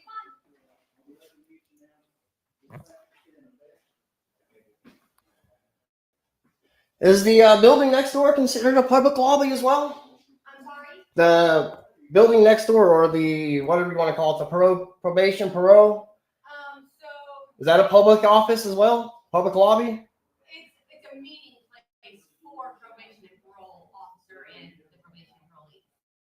Okay. Yeah, it's just a meeting room for them. Okay? All right. And then the other one, which is the Howe County substation, that's only for them to come in and do their report. I noticed that one had a key access or card access, so I didn't even try to go in there. Yeah. I did look in with the computer, you know, through the window or what you could see, but it's very, very tinted. Looks like Lucky's been castrated since he had that fight with the 8-foot-tall state trooper there and got his butt handed to him. He'd being awful nice right now. Anyway, let's move on to the end because this is boring as fuck. Anyway, this was Mountain View, Missouri. They did good. They didn't mess with me either place. They left me alone. They let me record, which is what we want to see. That's what that right there behind us represents right there, our freedom.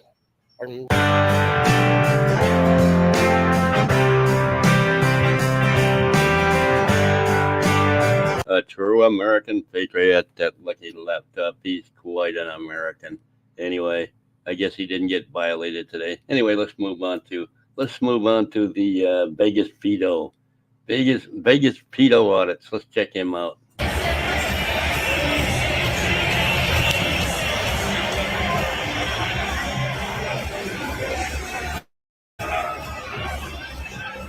I'm not sure why he's filming that lady. She looks like an actual adult, not pubescent. Anyway, she doesn't seem to like it very much.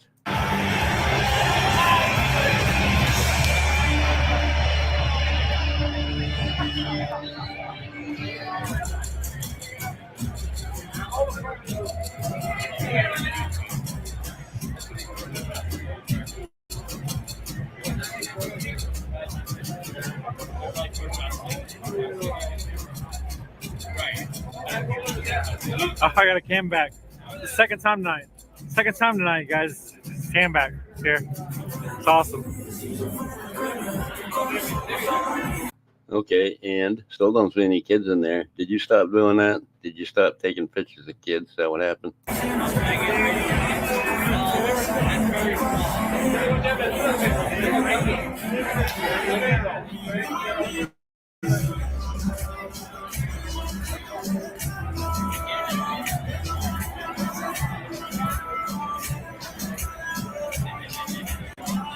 See the sign there that says notice, video recording, audio recording, photography of any kind is strictly prohibited in or around the premises. It's crazy. He's going to stand here for another 20 minutes and try to get somebody to address him, but nobody is. They're just going to ignore him because he's kind of an idiot. Anyway, let's move on.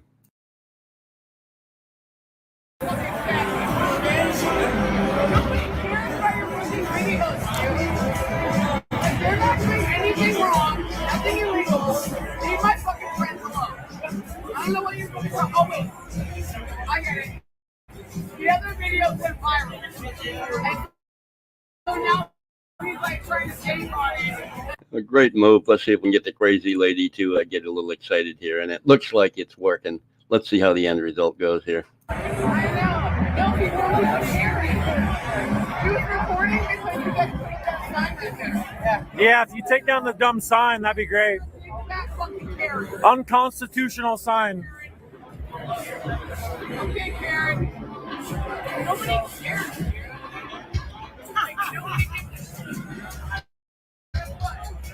Wow. He almost assaulted me too. I already got this guy on record assaulting me, so it's fine. Which, by the way, they called me today about your investigation about you assaulting me. So there we go. Man, what a dumb fuck. I can't believe he's still got his channel going after he's been exposed far and wide. Yeah, I'm sure that the security guard still has his job there, doesn't he? Even though he assaulted you and all that. Anyway, yeah, I see why he's here now. He got thrown out of here on his ass the last time for pulling this shit. And they all think he's a joke. They know he's a joke. They know he's a pedo now, so they don't want him anywhere near the place. Anyway, let's move on because this is just boring. Nothing happens. He just stands there and tries to intimidate people like that's going to happen. Anyway, let's moving on. I have no idea who this next guy is, but he goes out and starts provoking people with his little camera and his camera pole. And a fella came up and grabbed his camera pole and took off, and they get into some kind of a scuffle. And the cop caller, the cop hater here, has the guy arrested for assault and battery or something like that. Anyway, let's check it out. Hey, welcome to the camera party, sir. Oh, please join us. What's this about? I'm sorry? What's this about? What's what about? Why are you filming me? Is there any reason why you're so close to me? Yeah. That's theft. That's theft. Call the fucking cops. We're gonna get this guy arrested today. Let me get my stuff back. Nah, you ain't getting shit. Yeah, the guy snatched his camera pole. The camera pole is sacred. You can't touch the camera pole. But it sure looks like the auditor went after this guy, tried to get his camera pole back, and then the fight ensued. So I don't know exactly what happened. If this is the video he's got for evidence, It might show the guy taking his pole, but it doesn't show the guy assaulting him at all. Get the fuck off me! Get the fuck off me! Look at this clown, yo. I'm cool. Look at him. Could be construed, depending on the equipment, at least as a battery, or assault with a deadly weapon, depending on the interpretation of the law. I would. Which means both of you could be charged with felonies. So I'm independent, man. I work regardless of what happens. So I'm just telling you, I have at least 3 people. I have video evidence if you want to see it. You want to show me? Okay. So what do you want to do? I want him arrested. Fella takes his camera and his camera pole out and tries to get some attention at an eating establishment on the, just on the road there. And because there's tyranny going on here at the fast food place or the restaurant or whatever it is, and he got what he wanted. And this cop hater got the guy arrested, which I'm probably sure the guy don't care. Anyway, looked like the guy was on the ground face down, not the auditor. So I don't know how he's going to get him for assault and battery or any of that. I heard something about 3 witnesses, but I don't know what they're witnesses to. Anyway, that's all I get today, folks. Just a bunch of jokesters and idiots and morons and pedos. Y'all have a great day. Love y'all. Bye. All right. Round of applause, ladies and gentlemen, for the one, the only unclean hands.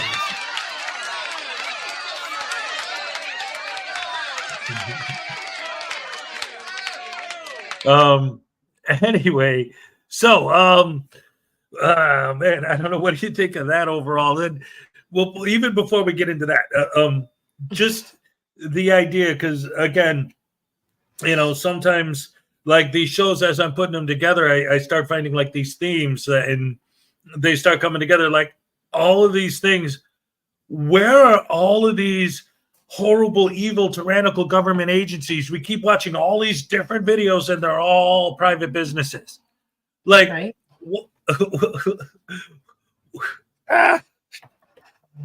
Tyrants, all of them. Yeah. Nothing but tyrants that own these private businesses, Right. And even Lucky going into government buildings and literally I love the fact that it's so transparent. They try so hard. Like when Lucky walked into that place and she says, "How are you?" Does he say fine? No. She says, "How are you?" And he says, "I'm practicing my First Amendment right." She's like, okay. No one asked. I asked, "How are you?" Right. I asked what you like. What right are you practicing today, Lucky? Nobody said that. Nobody asked that. Nobody cares. Yeah. Right. You can see this giant old laptop in front of you. Like, yeah. He wasn't like, "Are you practicing balancing stuff today?" No, nobody asked that. Nobody said anything. But that goes back to the whole thing, because the big excuse I'll always use is, "Well, I was just filming. I don't understand why they," and we always say they're baiting. It's like, well, can you prove it? Well, how about if somebody says, "How are you?" and your answer is, "I'm practicing my First Amendment right." So is that a good? Snotty. Is that a bad? Like what? No, they immediately get snotty. Yep. It's like you don't have to immediately get snotty. If you're approached in a polite manner, and why are you getting snotty? Then the other person is immediately going to go on edge. I mean, then you're like, "But they were rude to me." Well, you were snotty. They were like, "How are you today?" in a perfectly pleasant tone of voice, and you were snotty. Yep. Somebody comes off snotty at me, I'm gonna not. My tone is gonna be different the next time I open my mouth at you. I might give you what you're looking for FOIA request form, complaint form. We know I would have had them ready, right? But my tone would have been distinctly different. Exactly. And that's always the thing, right? It's the baiting. That's all it is. But then they would have said they were rude. They don't need to be this rude. They're public servants. They're here to serve me. Forgetting the public part of it, but right. Because they were rude. They forget I was pleasant to begin with. You know what I'm saying? It's like that part didn't matter. Right. Same as when they go to the private businesses where they don't have to be nice to you they're not public employees. They don't have to be nice to you. They don't have to respect your rights to record. They can tell you to F right off. And then when you get there, F off again, you know? So they don't have to be nice to you. Okay. But a lot of them approach these cameramen with complete politeness and respect. Smiles. Can I help you? What are you doing? May I ask what you're doing? And they're like, what do you think I'm doing? What does it look like I'm doing? Right. When they know dang well that's not what they're asking. They're not asking literally, what are you doing? They can see that you're filming, jacknut. They ask, what are you doing? Like, what are you filming? What is it that you're here for? Right. Not, well, this is the camera, this is the monopod, this is the tripod. That's not what they're asking, you complete and total dickwad. And you know that. Yes. Well, see, that's the thing. And that goes back to why, you know, it's always this idea of when they walk into these situations and people talk to them and the way they respond is so blatantly, obviously baiting to me, right? And so much part of, well, how come these Karens are always coming up to me and saying, what are you doing? And this and that and the other thing. It's like, when I say, like, because sometimes I'll get like comments from these guys saying like, well, you're just calling them names and blah, blah, blah. It's like, no.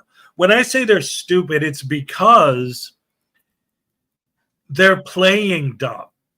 I don't actually believe that they're so stupid that when someone says, what are you doing? They actually think that they literally mean, what are you physically doing, pointing a camera at me? Like, they're being deliberately obtuse. They're being deliberately sarcastic because they want to start this interaction on the wrong foot so that they can get those clicks and views. They can get somebody who's going to immediately come back at them with like, well, fuck you then, you know? Right. Exactly. Like, they're doing it on purpose. Right. So how are people going to react to that? They're going to be like, well, fuck you then. You don't want to tell me what you're filming. You want to tell me why you're here, then go stick a pole up your butt. Go stick your monopod up your butt.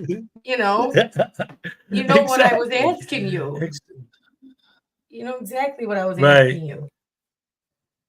And then to hear some of these people be like, why they have no right to ask me what I'm doing here. Well, you have no right to be here doing what you're doing.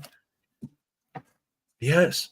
And again, that goes back to the whole idea, even with the government buildings, the whole idea, and I've said this before a few times, is like, why did they break ground, brick and mortar? Why do they build this building, right? Like, say, the post office, for example. Well, so that you can send and receive packages, so you could fill out your passport information, so you could do what you do at the post office, so you can conduct that business. So if you're in that building and it's not for that reason, if you're in the DMV and you're not in there to conduct DMV related business, then you have no business being in that building. Well, this is my business. No, that's not. No, because it wasn't constructed for that. The business of that building isn't for that. That's what a limited public forum is about. This is exactly how you're explaining it. It's for people who don't understand a limited public forum is exactly how you're explaining it. If the business inside of that business, like the DMV or library, it has a very specific set of things that are done inside that business. That's what you can do inside of that business. Nothing outside of those parameters. Okay. They give you, however, ways to do that business outside of those parameters. So they do give you recourse. Okay. If you want to film, here's who you contact to set up an appointment to be able to do that. I know for a fact libraries will let you record before or after patrons have left for the day. They will let you come in and record all you want. Yep. Do your interviews, do your B-roll, do whatever it is you said you wanted to do, okay? Yep. Because That's it. And like when I did my post office audit, you know, how did I do it? I got permission. Ooh, it wasn't even hard. I just asked and they said yes. Retail areas. Yeah, and don't film the retail area. That's it. Exactly. Yep. Just where the post office boxes are, which is the lobby. Yep. And you stayed in those parameters, correct? No problem. Well, the only thing that they asked me literally was just don't film the customers. Yeah. And that was it. And I didn't see a single customer in your video. Yep. It's not hard. Yeah.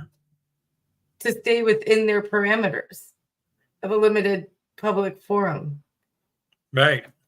And now a private, non-traditional public forum or a private forum will tell you there's absolutely no filming at all, like a courthouse, you know, right? Because the nature of the business inside is private.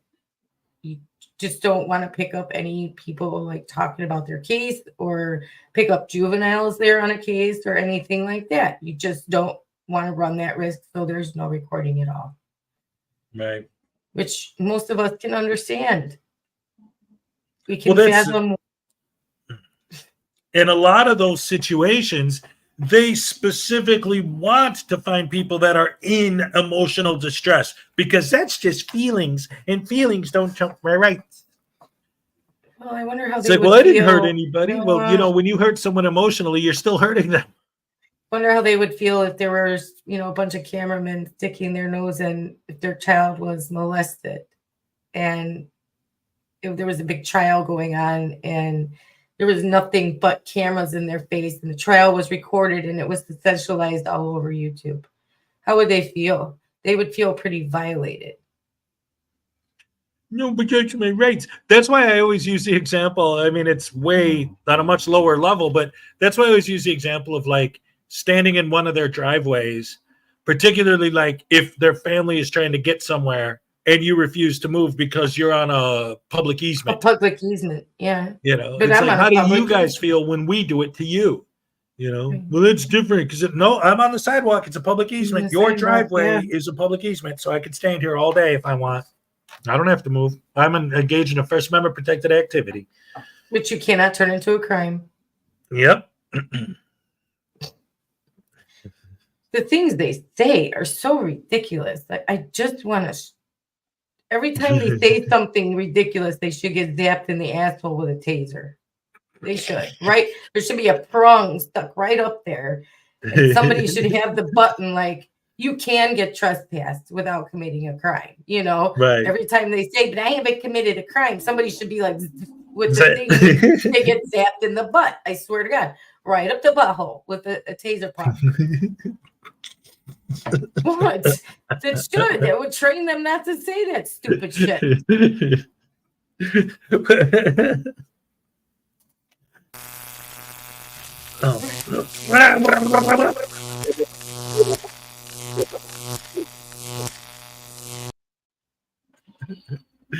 Yeah. It's for thee, not for thee. Exactly. No, don't you think that would stop them? They would think twice before they open their mouth. Like they say something like, you solicited a trespass. There's no such thing. So the minute they said you solicited, they'd be, oh, God, that hurts. They have some singed hair buttholes. and they got home and some sore buttholes. And they would think twice about what they said. Right. They would stop calling postal employees government workers because they're not. Right. They would stop saying my salary, I pay your salary, you work for me. Zap. Ow. Yeah. Have all the keywords. You get a zap when you say those words. Right. There's no expectation of privacy. Ow. Right. All the stupid shit they say, they should get a zap right up the bunghole. And should then have a prong up there every day. You have special edition ones for STV and KC Camera Boy. Yeah. Every time they say came back or bootlicker, then zap. Every time they go out, they'll be like, okay, you can go fraud it, but you got to stick this up your hiney, and somebody has to control it. Every time KC Camera Boy says foo, Instead of full, he gets zapped. Oh man, he would be dead by the time he got home. He'd be so swollen, he'd have to sit on a donut for a week. Be like, he had so many hemorrhoids back. Oh my god. SGV gets zapped every time he says Shandu Shala. Ah, dang nabbit. Yeah. Every time they showed up at a church on a Sunday, they would zap nonstop until they left. Right. It would train them. It would train them not to say stupid shit now, wouldn't it? Yeah. Like a dog with the collar. If they try to go past their electric fence, it zaps them a little, so then it trains them. Right. Yeah. Exactly. Train them not to do it. I had a dream once, and I've talked about this on the air before. I had a dream one time where, like, there was a group. No wonder Chili says stupid stuff. He loves having.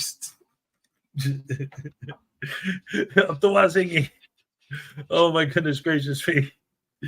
Anyway, I had this dream once where in my dream there was like this group of people, and you know they were all like dressed. They were a team. I think in the dream there was like 5 or 6 of them, and they were all dressed in black with masks and glasses and the whole thing.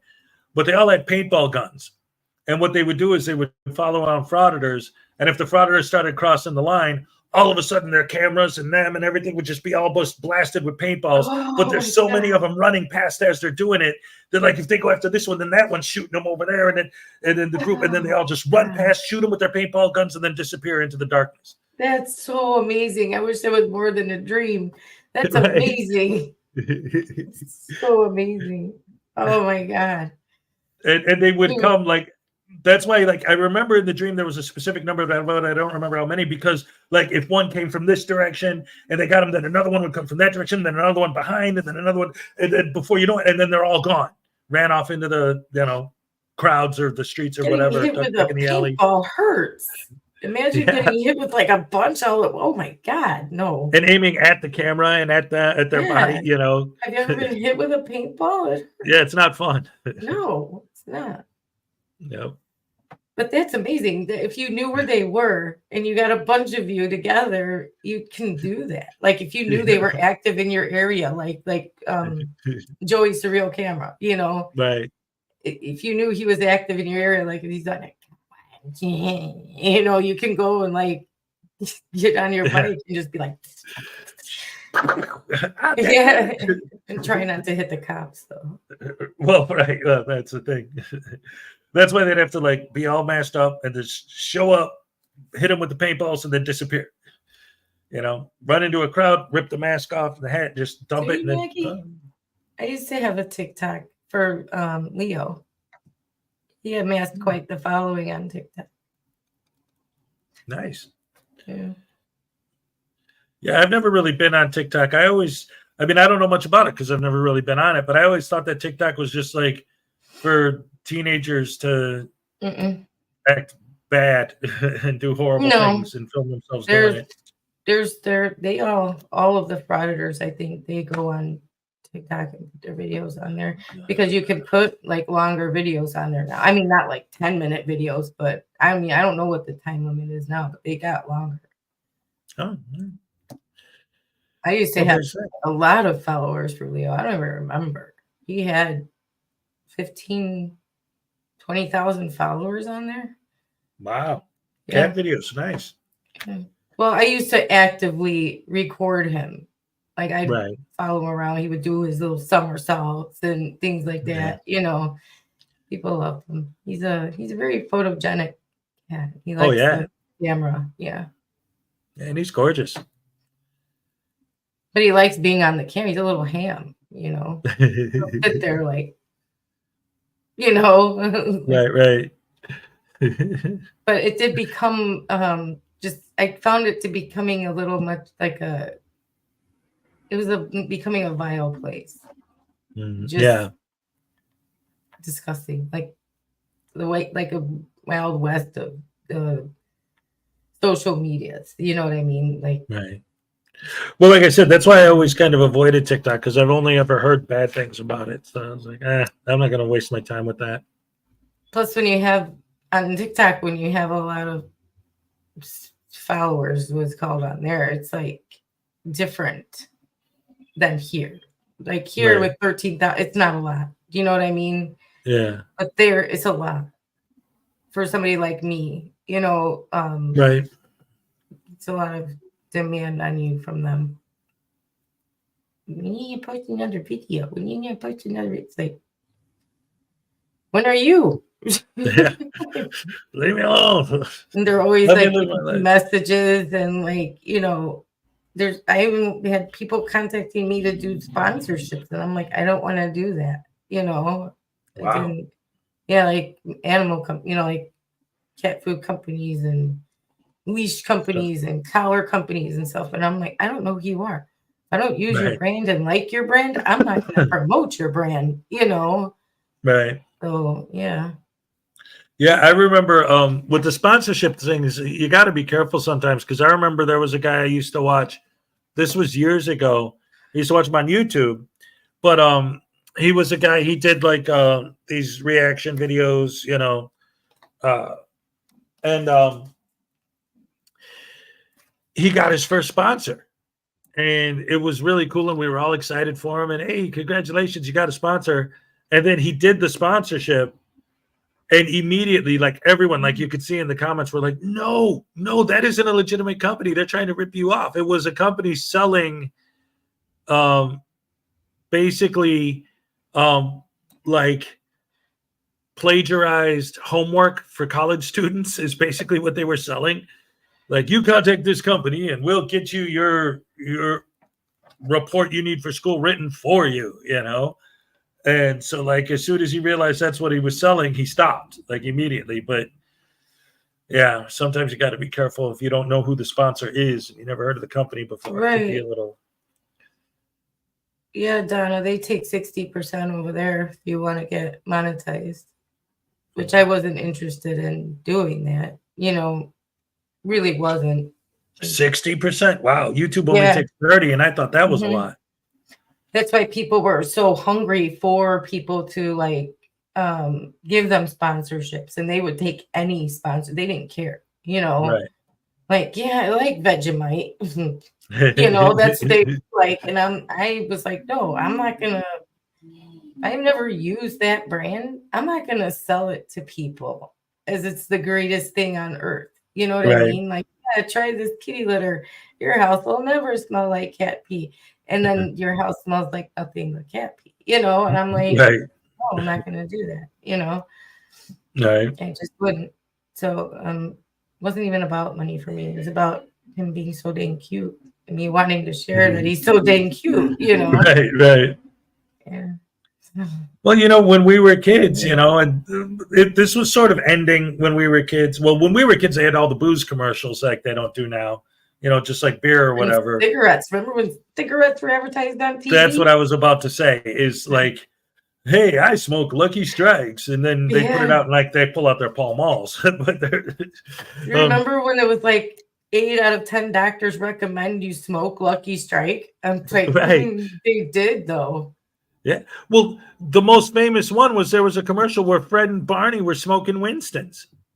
Yeah. Like the Flintstones actually, Hanna-Barbera actually went out of their way to draw a cartoon of Fred and Barney smoking their favorite brand of cigarettes in a commercial. Like, can you imagine wow. that? These kids these days would be like, what? They did. What? No, they didn't. Yeah. Right. Did you ever watch on YouTube? This is funny too.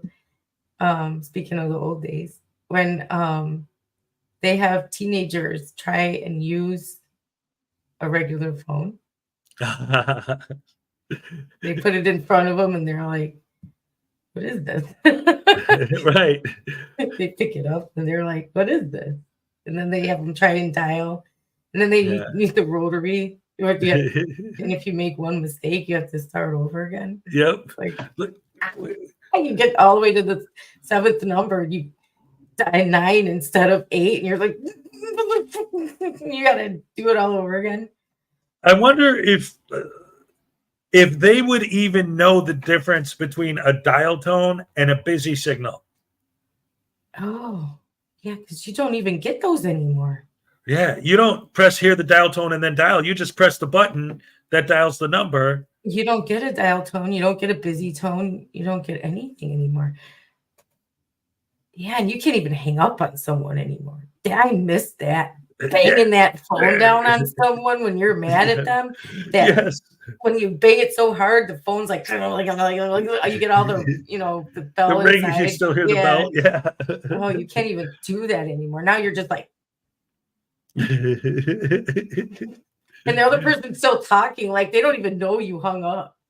Yeah, You know right. what I mean? It's a cell phone, so it's like they don't even know you hung up. Then they call you back, like, did the call drop? And you're like, no, I hung up on you. Yeah. Doing it again. That's it. Back then, you'd hear the click. Yeah. Yeah, and that was really satisfying. It really was. And if you didn't hang up your phone all the way, you'd be in the other room and you'd hear that burp, burp, burp, burp. What the? Oh, that's the phone's not. And then you have to adjust it and make it fall right into the, so it's nice and comfortable Yeah. where both the buttons are pushed down. Where the operator would be on going, if you'd like to make a call, please hang Yeah. up. Like, Yeah. oh, Yeah, those were the days.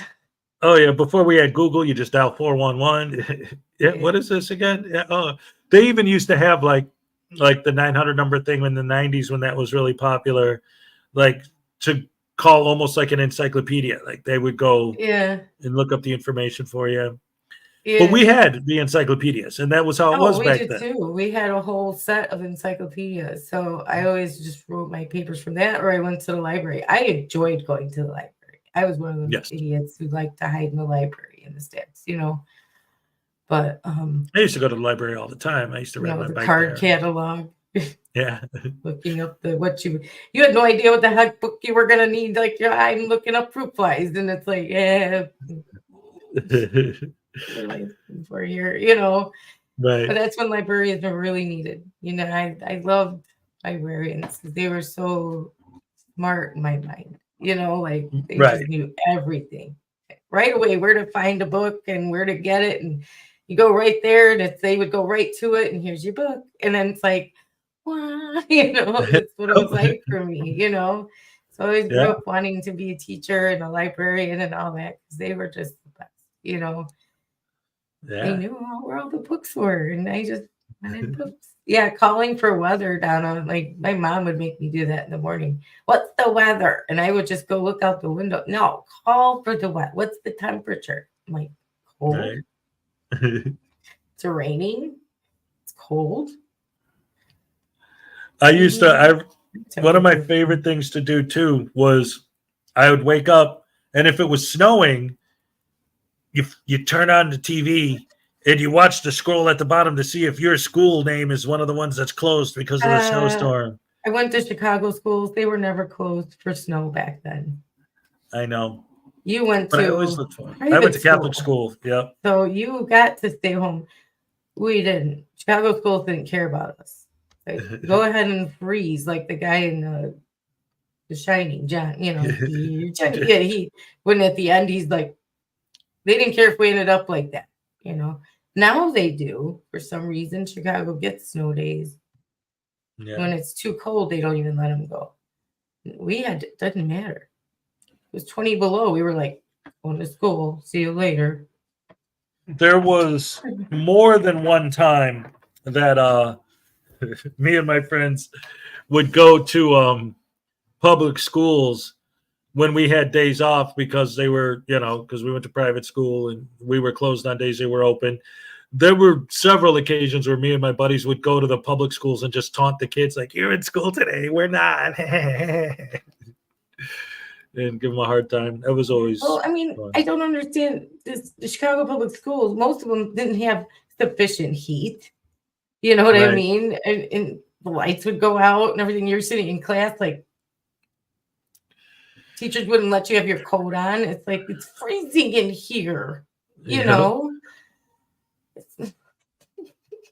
Yep. Can I just stay home like they can? Why can't we stay home? Yes. Yeah. We always started on time, like the day after Labor Day, and then we ended on time. There were no extra days in there because we didn't get Right. any. Yeah, there were a lot of, but obviously no matter what, there's good and bad of everything, but there were certain times where there were certain aspects of going to private school that were nice, like that, like the days off that everyone else had to go to school and we We didn't. didn't have to wear uniform though. You all had to wear uniform. Yeah. And that sucked because, like, if my shirt ripped or my pants ripped or whatever, it's not like I just wear a different pair. It's like, no, I have to wear my uniform. And so now I got to sew up my uniform. That's where I learned how to sew, which, as you all know, Oh, really? my You sewing learned how to skills. sew? Yeah. Did You all see your my clothes sewing look skills. like that? Oh my God! Did your clothes look like that? Yeah. But I mean, I would have the same color thread, so it'd be difficult to see it. Yeah, but I didn't care. I just had to wear the uniform, Now in high school, as long as it was slacks, not jeans, and a button-down shirt with a collar, it didn't matter which, you could wear any color or whatever. But in grammar school, yeah, it was the light blue shirt with the navy blue pants. That's it. no, we had to wear whatever we wanted in high school and in grammar school. There was no such thing as middle school in Chicago. You just went to right. You went to one building from kindergarten to 8. Yeah, K through 8, and then you went to high school. There was no futzing around with middle school or anything. So they taught us a little bit how to switch classes in 8th grade. We did it like a couple times a day. But so when we went to high school, all of us were like, huh? What do you, what is it? Yep. Exactly. Oh my God. So, and then you only had 4 minutes in between classes. And where I went to school in Taft High School had an old building that was like 3 stories tall and a new building they built onto it that was 2 stories tall. Yeah. So if you were all the way at one end of the new building and you had to get to the other end of the old building, you were screwed. And you couldn't do that in 4 minutes. There was how many thousands of kids there? Yeah. Like walking all slow and you're like, move. Yep. Especially if you had gym. Oh my God. And it was swimming semester. Oh, you were screwed. Yeah. I had one gym teacher that gave us exactly the 4 minutes, wouldn't let us out of the pool any earlier. Mm. So you had to dry off, get dressed, get to your next class within 4 minutes. Wow. Yeah. Yeah, that was like you said, it was like my kids now, like when they like I'm used to it now, but when they first started going to school, it was like after a certain point they would have to switch to middle school, and I'm like, well, wait a minute, you didn't even graduate 8th grade yet, you're already switching schools, like because like you said, we went K through 8 and then high school, that was it, all in the same building. I know. My nephew, they went through one like K through like 4th. Then they put them 5th, 6th in one school, and then 7th and 8th in another school. It's like they had junior high and then middle school and then high. I'm like, how many graduations are we going to here? Like, right? There's 3 different schools involved before they even hit high school. Wow. But because there's so many in that district, they had to do it that way. The District 300 over there. It's like there's so many. And okay, I get it, but I don't at the same time. Right. Well, you definitely can't get away with the little red schoolhouse anymore. No. Frauditor Mania never went to school. Okay. Yes, you did. You're trying to say you were homeschooled? Because I don't believe that either. You had to go to college. Yeah. But yeah, that's what I guess that's what the trolls will say, is that we're all uneducated because we don't know that civil rights is we don't the know First our civil Amendment. rights. Yeah, civil rights. We don't know our Constitution. We don't know. We're bootlickers. Yeah, we're uneducated bootlickers. And you know what? My favorite thing that I heard just recently, and I've heard this before too, but I just recently heard this argument again. I didn't know this, but apparently we are so dumb that How dumb are we? we're so dumb that we didn't even know that life, liberty, and the pursuit of happiness is one of our constitutional rights. Yeah, I did. But I was always I thought that was in the Declaration of Independence. It is in the Declaration but apparently of it's not. It's Independence. in the Constitution, according to It's them. in the Declaration of Independence. But And we're idiots because we didn't know that that was their right. it's a pursuit. You know, you have the right to pursue that. You know, we're not kept from that. Well, they misconstrue everything. I mean, Yep. But like, yeah, they have a right to be pressed because it says free press in the First Amendment. right. Exactly. They take it literally when Yep. it means you have a right to publish You without can, well, it was government literally interference. right. Like it was literally written because you could go to jail for saying the king's an idiot. Yes, You know, it was. so they're like, Yeah, you have the right to publish without interference from the government. It doesn't mean you can run around with a camera saying, "I'm a press." yeah, right.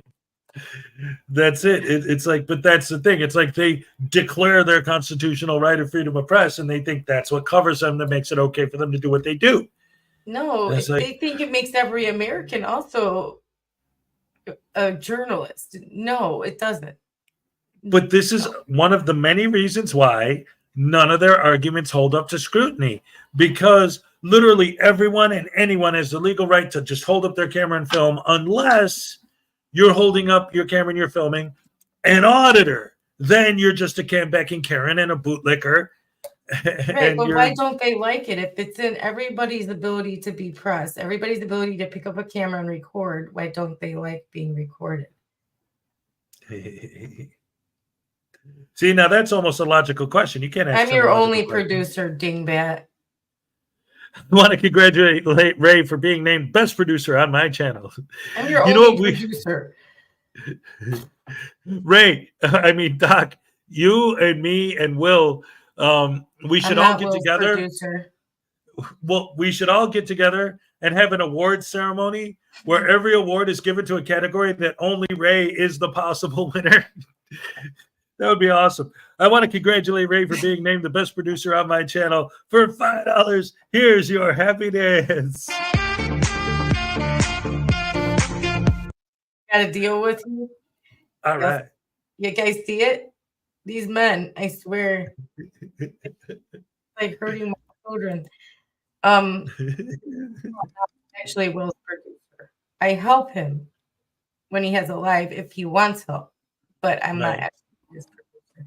I gladly help him though, because I love him. Like I love you, and like I love Doc. You know, y'all are my friends. So yes, I am your Huckleberry. God, you. But it's just like that. But I am his only producer, so he has to say that. Right. Well, I can honestly say you're the best producer I have as well.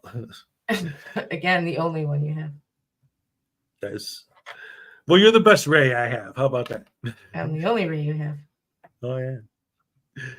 I think. Well, I can't honestly say I know that for sure, but I'm. Well, if I think about it, how many people do I know named Ray? Like, I don't know. I'm not there. I don't know. No. My grandpa And was I'm Ray, not sure. but he's gone now. So. Oh, well, my nephew's named Ray. Yes. He seems like he's a really good kid too. He is a good kid. Yes, for 19, he's a good kid. Yep. If he was 29, I'd have to say, but he's 19. Dude, slow down. Yeah, right. Yeah. But you know, he's typical in some ways, but not typical in others. In fact, Right. he loves his job. He works overtime and helps his mom, pays some money to her. Like he's learning to pay rent. He's learning to budget his money.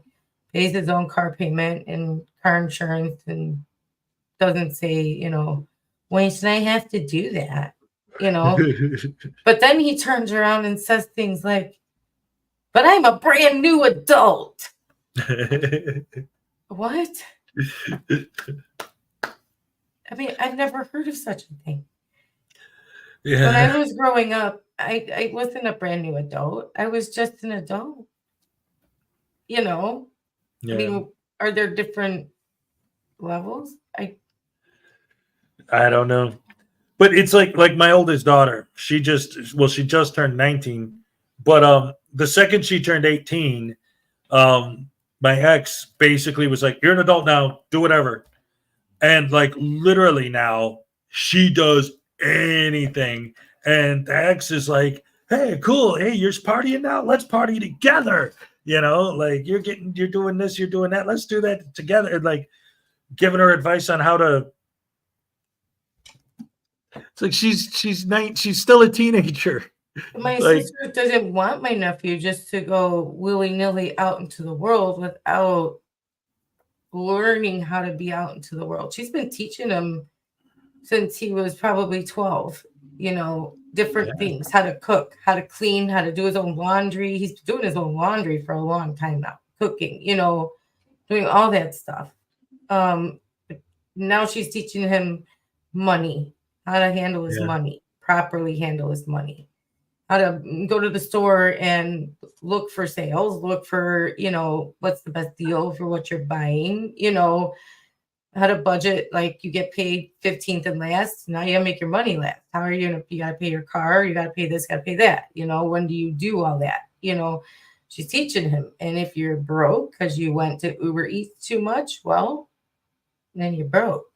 Sorry, boy. You know, you're gonna borrow gas money from me, then there's gonna be some interest involved. You know what I mean? You can't just borrow money and think, well, I could just eat Uber Eats whenever I want, and then mom's gonna be there. Mm-hmm.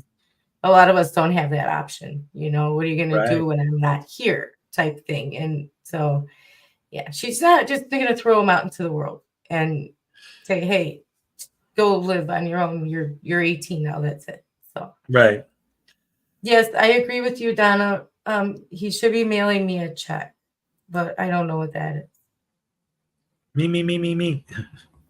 Yeah, I'm trying to figure out the context here. Yes, they should be mailing me checks. You're right. They should all be mailing me checks. All three of them. Yeah, me too. Yeah. Everybody, just start mailing me checks. Or even better, go to my Cash App. Link in the description below. Mail me Okay. checks. Me. I'm sorry. Yes. Sir. I work for you guys, and I don't, you know. Hey. Oh, they all should be sending you checks. I didn't see the comment. I'm sorry. Mail I took it out. me checks.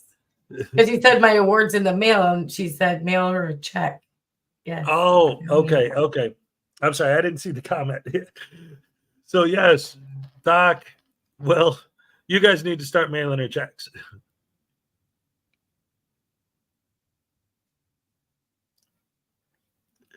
You will mail me a check for a penny? That's all I'm worth to you? Huh. Then I'll give you a penny's worth of work. How's that? Anyway, all right. So what are we up to now? 8:30. Yeah, I it's used getting 8:30. there. Yeah. They didn't show up for the windows yet. No, knocking at the door? No, not yet. Fingers crossed. See, the thing is, and I didn't mention this earlier, but one of the reasons why is because I don't know who she hired to do the windows, but I have a sneaking suspicion that they are going to, when they show up, they're going to show up on time. And this is one of the reasons I mentioned it, is because where I'm at right now, the building, like on both sides of me, not like a block away or whatever, like this right here on the other side of this wall is a bar, and on the other side of that wall is a window replacement place. So I'm like, well, if she hired them, then they will literally just walk from their door to my door and they're here, you know? Right. So that's what I'm like, when they say they're going to show up between 8 and 9, they could, if that's who she hired to do it, then it's Friday though. There's a lot of slacking that goes on Fridays. So, right. And what's Yeah, that's the true.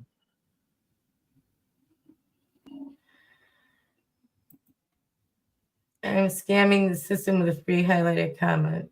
Yeah, 17-month membership milestone. You didn't have to pay for that. That's awesome. I like that comment. Here's your happiness.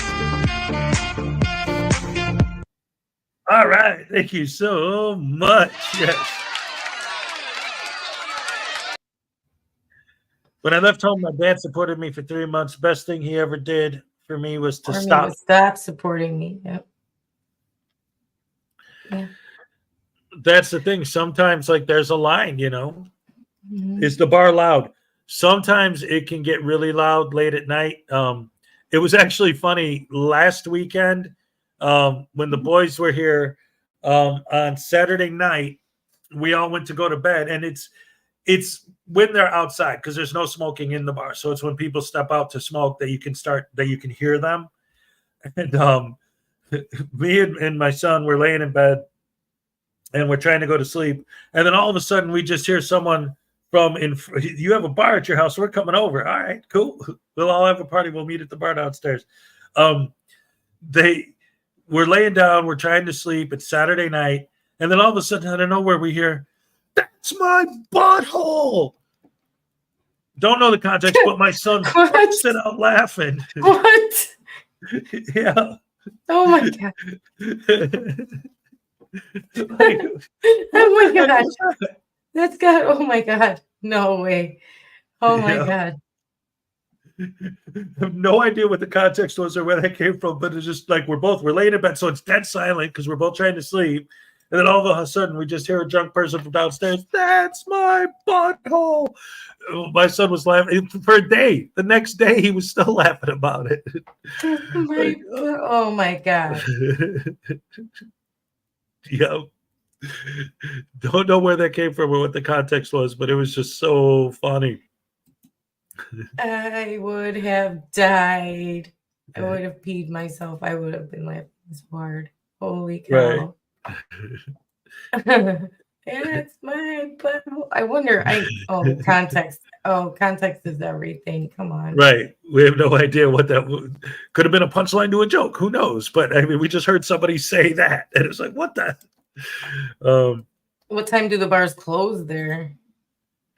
I don't know. I think it's got to be probably around 1 or 2. Maybe 1 or 2. Yeah, I would think.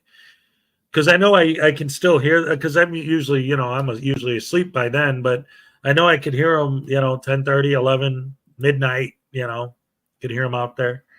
Last night, I thought there was going to be a fight, but it turned out they were just being loud and drunk.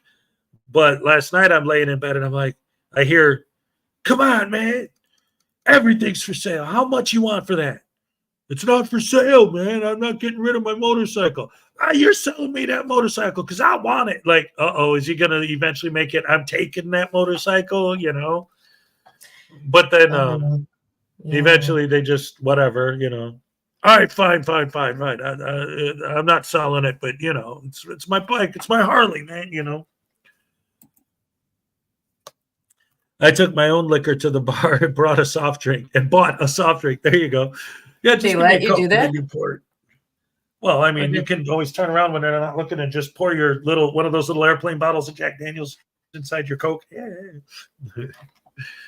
What did Graham say? Everybody's laughing at Graham. Oh, he's scamming the system. Right, that one. Yep. 2 a.m. Bars closed there. Yeah, that's standard time, I think. Well, in Chicago, when I'd go, we had one that would close at 2, and then there was an after hours one that closed at 5. So we would go over there. It was only a few blocks away. Unfortunately, it was the karaoke bar, and karaoke and drunk people. Oh yeah. Yeah, when they have karaoke night right downstairs, like, I know it. Everyone knows it. Oh, poor husband. Yeah. Do you have headphones that you can put on that are like noise canceling? Right. Well, it's once I fall asleep, it's good, but it's like while you're trying to fall asleep, if they start getting loud, it's like, oh boy, here we go again. you know. Oh, I'm a light sleeper. I couldn't do it. I don't know. I can't even imagine what it would be if I slept with the window open. Oh, coming on summertime. Oh, maybe I'll find out soon. Oh dear. But it seems like it's generally quiet enough that if it isn't like some kind of an argument or something, that it's not. And again, it's only when they step outside for a smoke, you know. So like most of the time you can't hear them, but every once in a while you'll get that burst where a couple people go out for a smoke at the same time, and they're, you know. No, you will not get in trouble for that. You can put your Cash App, your PayPal. Most people do. Yeah. Put those links. Yeah. Absolutely. Yeah. That's standard practice, actually. Yeah, it is. Like she said, most people do. Like that's, you put your Cash App and your PayPal, that's almost like it's understood that you're going to have those on there. You know, like everybody does that. I have mine, my Cash App on mine, and I only have cat videos. Right. So, yeah. It's, like you said, it's standard practice that you do that. And you should probably look into getting a PayPal as well. Yeah. Yeah. So not only will you not get in trouble for it, it's actually pretty much everyone does it. Yeah. Because the fact of the matter is, and you know, we've talked about this before, and like even now I have my Cash App scrolling and my PayPal right there, is that like when I first started doing this, I didn't really want to do that too much, you know, and get into it. So I could kind of see where you're coming from, like, oh, would that be a good idea or whatever? But here's the thing. You start to realize after a while that it's like, first of all, it is work. You're taking your time, you're taking your energy. And even though I always used to say, everyone always said my whole life, it was like, well, the ultimate goal should be to be able to do something you enjoy doing, you know, for a living. And to me, it was always like, yeah, but if I enjoy doing it, then, you know, like I feel bad asking for money, you know, and I'm not asking for money. But the point is, if you're doing the work, if you're doing the stuff and people want to support you and help you out or whatever, what's wrong with that? It's not like, oh my God, I broke the law and I'm got to pay a fine. And I did it because I'm standing up for freedom and rights. So guys, please give me money to pay my fees and fines because I don't want to hold responsibility for my own actions and pay out of my own pocket. I'm going to make you guys pay. No, it's a completely different thing. You're not making much out of $2 super chat. Well, exactly. YouTube takes 30%. And that's another reason, like, even though obviously your channel isn't monetized yet, but even when it does, yes, YouTube takes 30% off the top. So that's another reason why everyone uses the Cash App and the PayPal, because then you get that money instead of YouTube taking their cut. It's yours. You know? Right. Yeah. But I mean, you're working. So, I mean, you're not e-begging. It's not e-begging. You're not up here constantly saying, I need money. I need money. That's e-begging. I mean, there's a distinct difference in what you're doing versus, you know, what they're doing. Yeah. Right. And again, like my biggest beef with that isn't even like e-begging or whatever. It's this whole idea of, because that's what I always say is like one of the reasons why they continue to do what they do is because there are no consequences to their actions. And if you pointed, well, but what about this time when this one got convicted or that? Right. There's no consequences because that money doesn't come out of their pockets. They just tell their fans to pay their fines and fees for them. Exactly. That's what I said. It's not begging. It's an option. Like, right. YouTube is already, you know, with memberships, super chats, those are there. You offer those. So this is another option. You're just putting the option there instead of YouTube just automatically offering it. You don't feel bad about that. So I feel bad about this. Like, people don't go into a business to feel bad about making money. Like Coke doesn't feel bad about taking your money or making money, making a profit. So wait, are we going to actually charge people for this bottle of soda? Yeah. Oh no. Yeah. So you asking for a little bit so you can put it back into the channel and make better videos to get better equipment. I don't, you know. Yeah. Why not? Well, that's it. It's like, what's your product or service? This is the product, right? The show, you know? Yeah. Yeah. You're not So- asking for bail money. You're not asking for rent money. You're not asking for, them to pay every penny of your existence. Right. So Exactly. that's Woohoo. the frauditors that do that. This, Yeah. You guys got to send me money to keep me on the road so I can keep harassing people in different cities. And right. they do. That's the crazy part, is that they do send them Right, money they for that. do, because sensation Yeah. sells. Yeah. And they don't feel an ounce bad. So you asking for a little bit to keep you in editing programs and keep StreamYard going. Right. Yeah, Yeah. the expenses just for me to do this, right? I got YouTube Premium, I got StreamYard Premium. Like you said, I got my editing software and everything, all the stuff that I use to keep it all going that stuff all costs money. So you got to do what you got to do.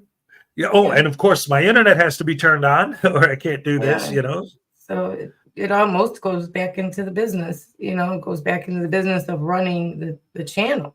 So, yeah. Yeah. And guys, it's I mean, the fact of the matter is, like, we joke around about it, but Ray actually is on the payroll too. So, I am actually, to tell the truth, I'm 10% of only YouTube earnings, though. He keeps his others. Yeah.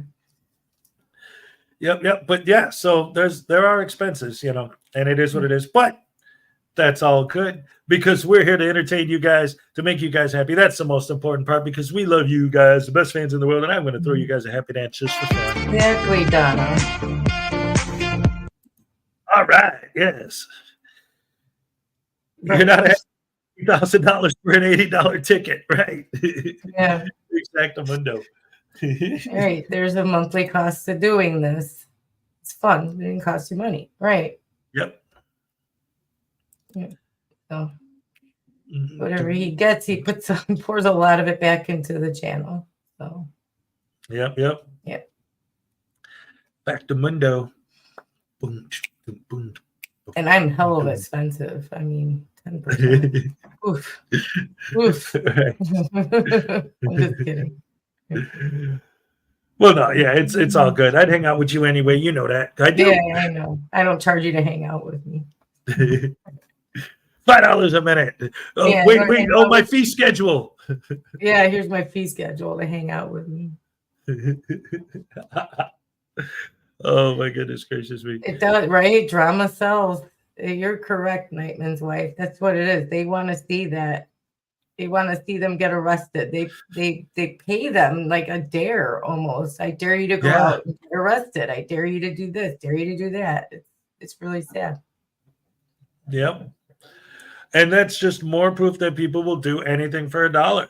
I will even get arrested if my fans, I know they're going to throw me a whole bunch of super chats and money to bail me out. Ray charges me coffee mugs and bags. Oh my goodness. Oh, that's great. I enjoy what I do and I'm wanting to do better. Yes, it takes time. You got to build up and get into it. But yeah, I mean, it's fun. That's part of it. A big part of it. I am very high maintenance. Yeah. No, his merchandise is really nice, and he offered to send me the bag. I didn't ask for it. Well, he got me his Doc Leno mug right here. Yeah. Time to get to the story. Doc Leno story time. All right. I would show you the bag, but it's being used at the moment. Bag it. Put it in the bag. Yeah, out there where she's at, they make you bring your own bags to the grocery store and everything because recycling and all that. Yeah, you can't get a plastic bag, and if you forget your bags, they charge you for the brown bags. So to bring home everything that's manufactured and wrapped in plastic. It's funny too. we actually had this conversation, Ray and I, before off the air. Like, it's weird because where she's at, it's you can't get plastic bags when you go to shopping. And when I was in Florida, I couldn't get paper bags. Like, everything was plastic. Right. you know? Yeah. Florida. It's like, do what you want there. They don't care. They even had I mentioned this before too. Like out here, you have to be a certain distance away from the doors of any building to be allowed to smoke.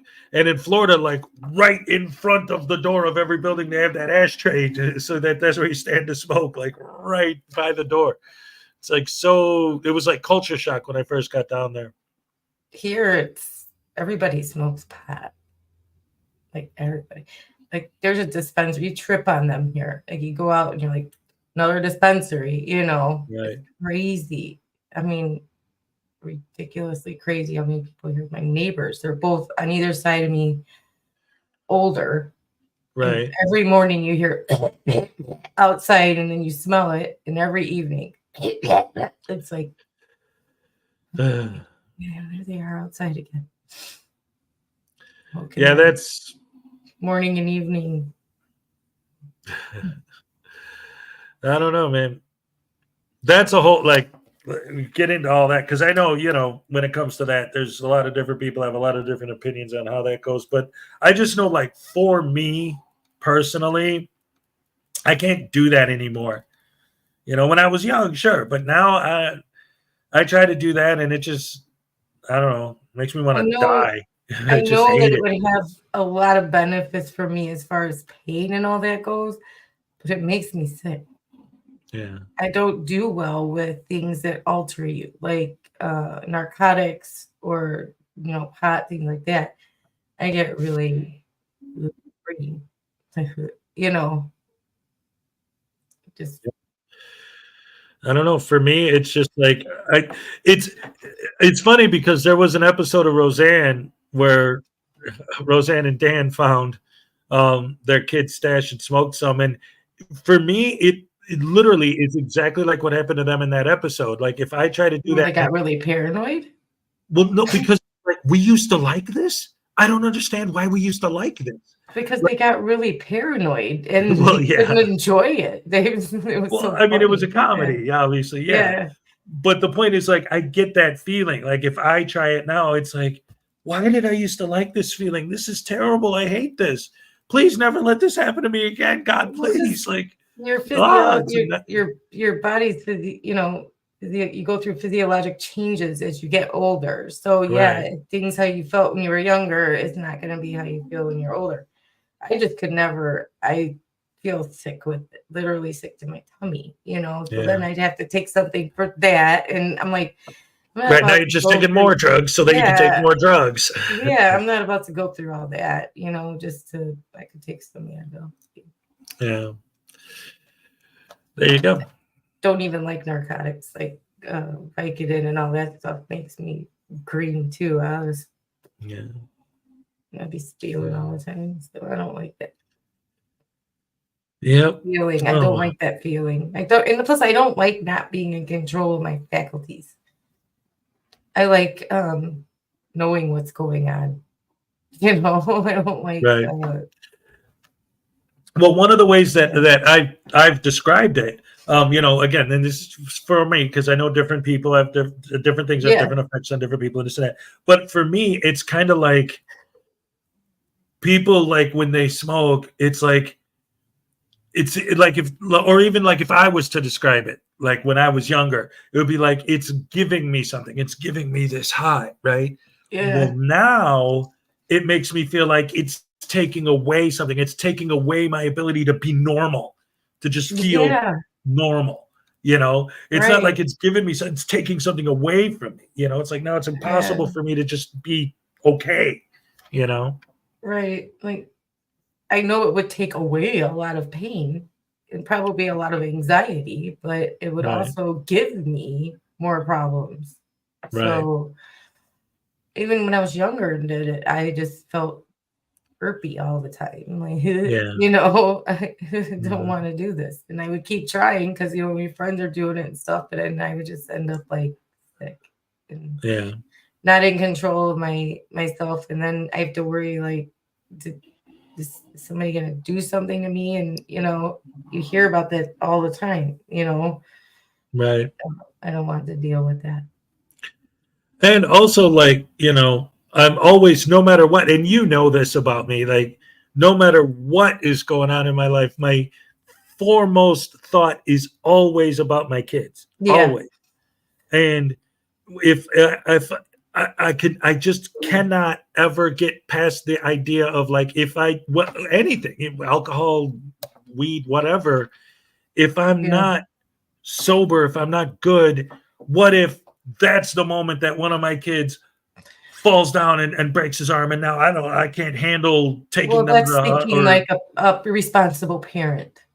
Right. That's a responsible parent's thinking. So there's nothing wrong with that. That's how you should think. That's how most parents should think. I mean, you really should keep 100% of your wits about you all the time when you have your children. I mean, the minute they're born, that should be the last time you really get drunk or get high or stoned or take narcotics that aren't prescribed for like a procedure or something like that, Right. But then you have the other parent if that happens, you know what I mean? But that's a responsible parent's thinking in my mind, just to not overindulge anymore, because you have another person or two people there that you're responsible for. You're responsible for. You are 100% responsible for those people, for their well-being. And you're just thinking like you should be thinking in my mind. So it's not out of the ordinary you're being a good father, So I don't think there's anything weird about that. I think it's admirable, Oh, thank you. I appreciate that. I mean, especially now, because you see so many people that don't think about their children first. They think about their own wants first. I'm not saying needs. I say wants, because to drink and to do drugs is a want. Yep. It might become eventually a need if you're addicted. But then how did you get addicted? Because you put your wants first, Right. And then you just shouldn't have your kids at that point, because so you get rid of it and go rehab or whatever. Don't do it. Right. But you're thinking like a responsible adult parent should think. There's nothing weird about that. Every parent should think like that. Right. Yeah. So, I mean, come on, be out there and be a role model for other parents who aren't thinking that way. I mean, Erica's brother, we all know who he is. Look what he'd rather do than have his children. And now Erica had to step up like the beautiful person that she is. And she's responsible. Yep. So. Yeah. And there was like, and again, it's not like, I'm trying to paint this picture like, oh, it's horrible when anyone does anything. But there's always like what I would like, for me at least, when I even was doing that sort of thing, like that certain line, like when the kids were younger and I was still doing that a little bit, it would always be like, oh, hey, Erica, how you doing? I didn't know she was here. I'm sorry, Erica. I wasn't trying to talk about you behind your back. I really was trying to compliment you. I hope you knew that. Yes. But anyway, yeah, so like it was always like, even when it was a thing still with me, it would be like, okay, so like we had our whole day and did what we did and I worked and all that, put the kids to bed. Now they're asleep. Now the ex and I at the time, like we'd sit down and like maybe a little bit, smoke a little something or drink a little something, have some good, like after everything's done for the day, just and just a little bit, not like, man, let's go, falling over and barfing on the floor. And that's teenager shit. What? No drinking, all night parties, and being immature once you're a parent? It's not the state's responsibility to raise my kids. The tyranny. Yeah, I know. Holy. How dare those tyrants not take care of my kids for me because I'm too messed up to do it. wait, by having children, that means you need to be responsible. Damn, what a new philosophy. Yeah, I know. Oh, dear. Erica, so I mean, you're a beautiful person because you stepped up, Yes. and didn't have to. And it's admirable, You took on many more years of parenting than you could have been done with parenting. You could have been having your fun years right now, and you took on more years. And I mean, you're a beautiful person for what you did. Yeah. Absolutely. Yeah, I love you too. I love you too. You are a great, great woman. You are. You go down in my book in top 10 great people that I know. So. Yeah. And eventually, when I do go back to Florida, I will get back my Erica's the best fan in the world hat. Because she is. All right. Yeah. All you guys, best fans ever. Love you guys. Right. You could be on vacations. You could be going to see plays all the time. You could be going out to eat. There's a lot of things you could be doing all the time that don't require children, and you chose that child. You chose her. And I can't imagine anything greater than that. Yes. And that That's a child will beautiful know thing. it. She will know it. She will know it when she's past these, teenage years where she's, right. And she'll know that you chose her. And that's the best feeling in the world. Yeah. To have a mother choose you. Yes. That's the thing. Like, and I think that's one of the reasons why, like for me, I mean, it's completely different because it's a stepchild scenario, but like my oldest daughter isn't my daughter. And it's not like it's a secret. I mean, she's black. You look at her, you can tell she's not your daughter, right? Right. But you still chose her, actively chose her. Right. And to this day, I am her dad, period. Right. Period. Like she's not even like, I'm her dad. That's it. She doesn't even think or talk about anything with me where I'm not her father, always have been. And that's just what it is. And I think she appreciates that, It's nice to have someone choose you when Right. you know you had a parent that didn't want you or that walked away from you. To have that same sex parent choose you. Mm-hmm. I can attest. There's nothing better feeling than that. There isn't. So she will know it, Erica, and she will very much appreciate it when she's older. Because right now I know she's going through the age, of teenage girl. Not easy, Oh, They're yeah. not.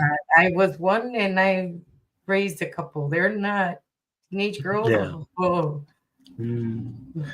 We can send them all to an island until they grow up, get through that. It would be great, but no, they're not easy. But they know, they do know, and she loves you. Well, like I said, that's Yes. the appreciation will be there. And that's why, again, I use mine as an example because, her mother and I aren't together anymore. So there's no legal responsibility that I have to do anything for her, but she still is, Dad, what's up? Dad? Like, that's it. I'm her dad. That's it. It's very difficult to explain to a child why the parent. Yes. Yeah. Yeah. In my situation, I was actively involved with a parent who would walk away and then come back and walk away and then come back. And it's very difficult to understand that as a child as well. Why doesn't your parent want you even when they're there? So, recently had a parent choose me, and it was the best feeling in the world. It really was. So that's how I can understand that she will recognize that, and it will be the best thing for her too. Yep. So that's it. And it's true because it is the line between like You're like when you're a kid and your parents are like, "Oh, you're beautiful." It's like, well, yeah, of course you're gonna say that. You're my parent. But when somebody doesn't have to say that to you and they do, it just feels more. Yeah. I'm as a strange child and he hardly notices me here. Who is that? That Graham. That Graham guy. It's that Graham Graphite. Graphite person. The graphite. It's that Graham Graphite. Yeah. that lasagna eating Garfield. Yeah. So like you never what? You just threw them somewhere and like go away from them? Or? Yeah, you put them in a bag and you drive down the highway and just toss them out the window when you're on the bridge. Yeah. Never personally done that, but I've heard of it. Yeah. I heard it's some kind of hobby. Well, I only do that with Brits. Bought you a birthday present. Aw. Well, you know what? It was going to be a surprise.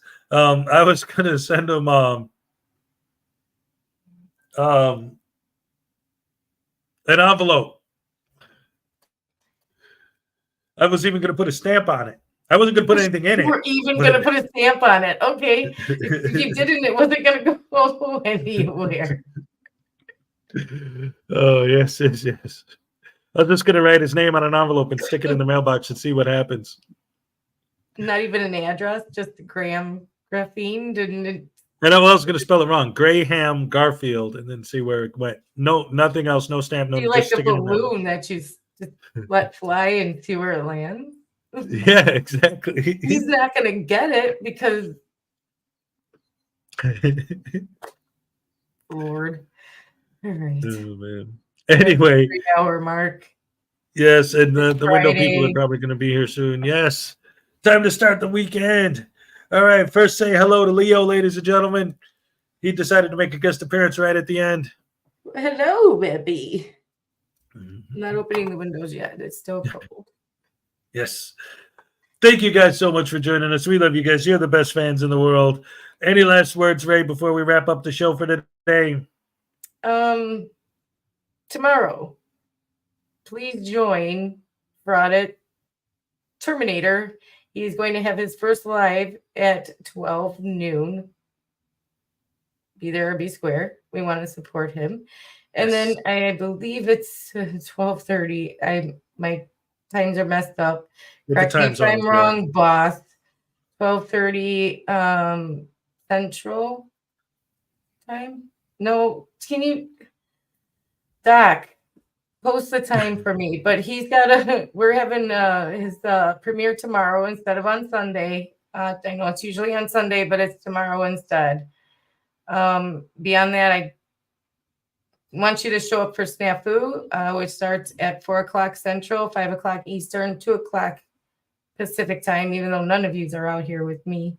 So we have our guests, the Lucid Dream. That's it. Yep. Thank you. I'm trying to keep this all straight in my head. Forgive me. Okay, I'm so sorry. So yes, it's all good. 3:30 p.m. Central for Doc's premiere. Right after that, you're going to head over to Hez's channel for Saturday Snafu with the Lucid Dream. We're going to have her as a guest tomorrow. So, are we having Cupcake or no? She hasn't confirmed or denied yet, so we'll find out.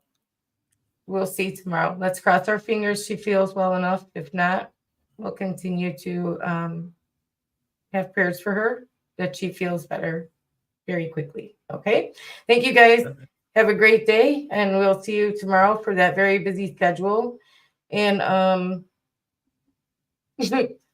Highway Star, hopefully we'll see you live very soon. And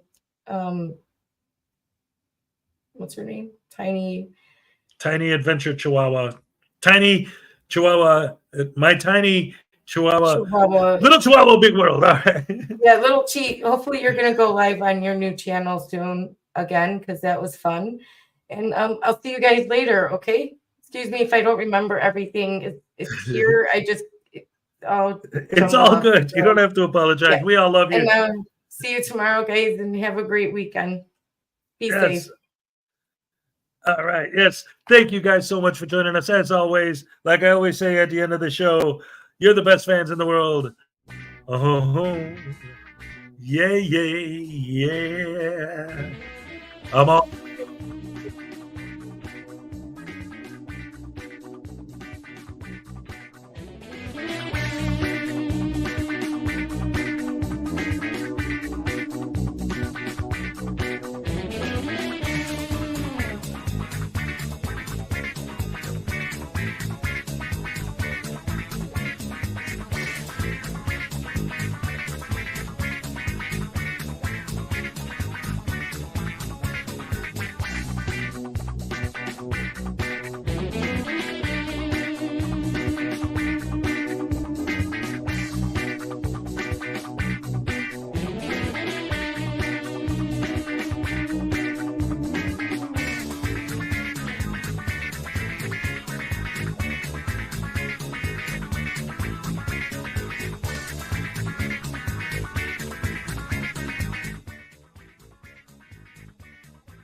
There are no comments.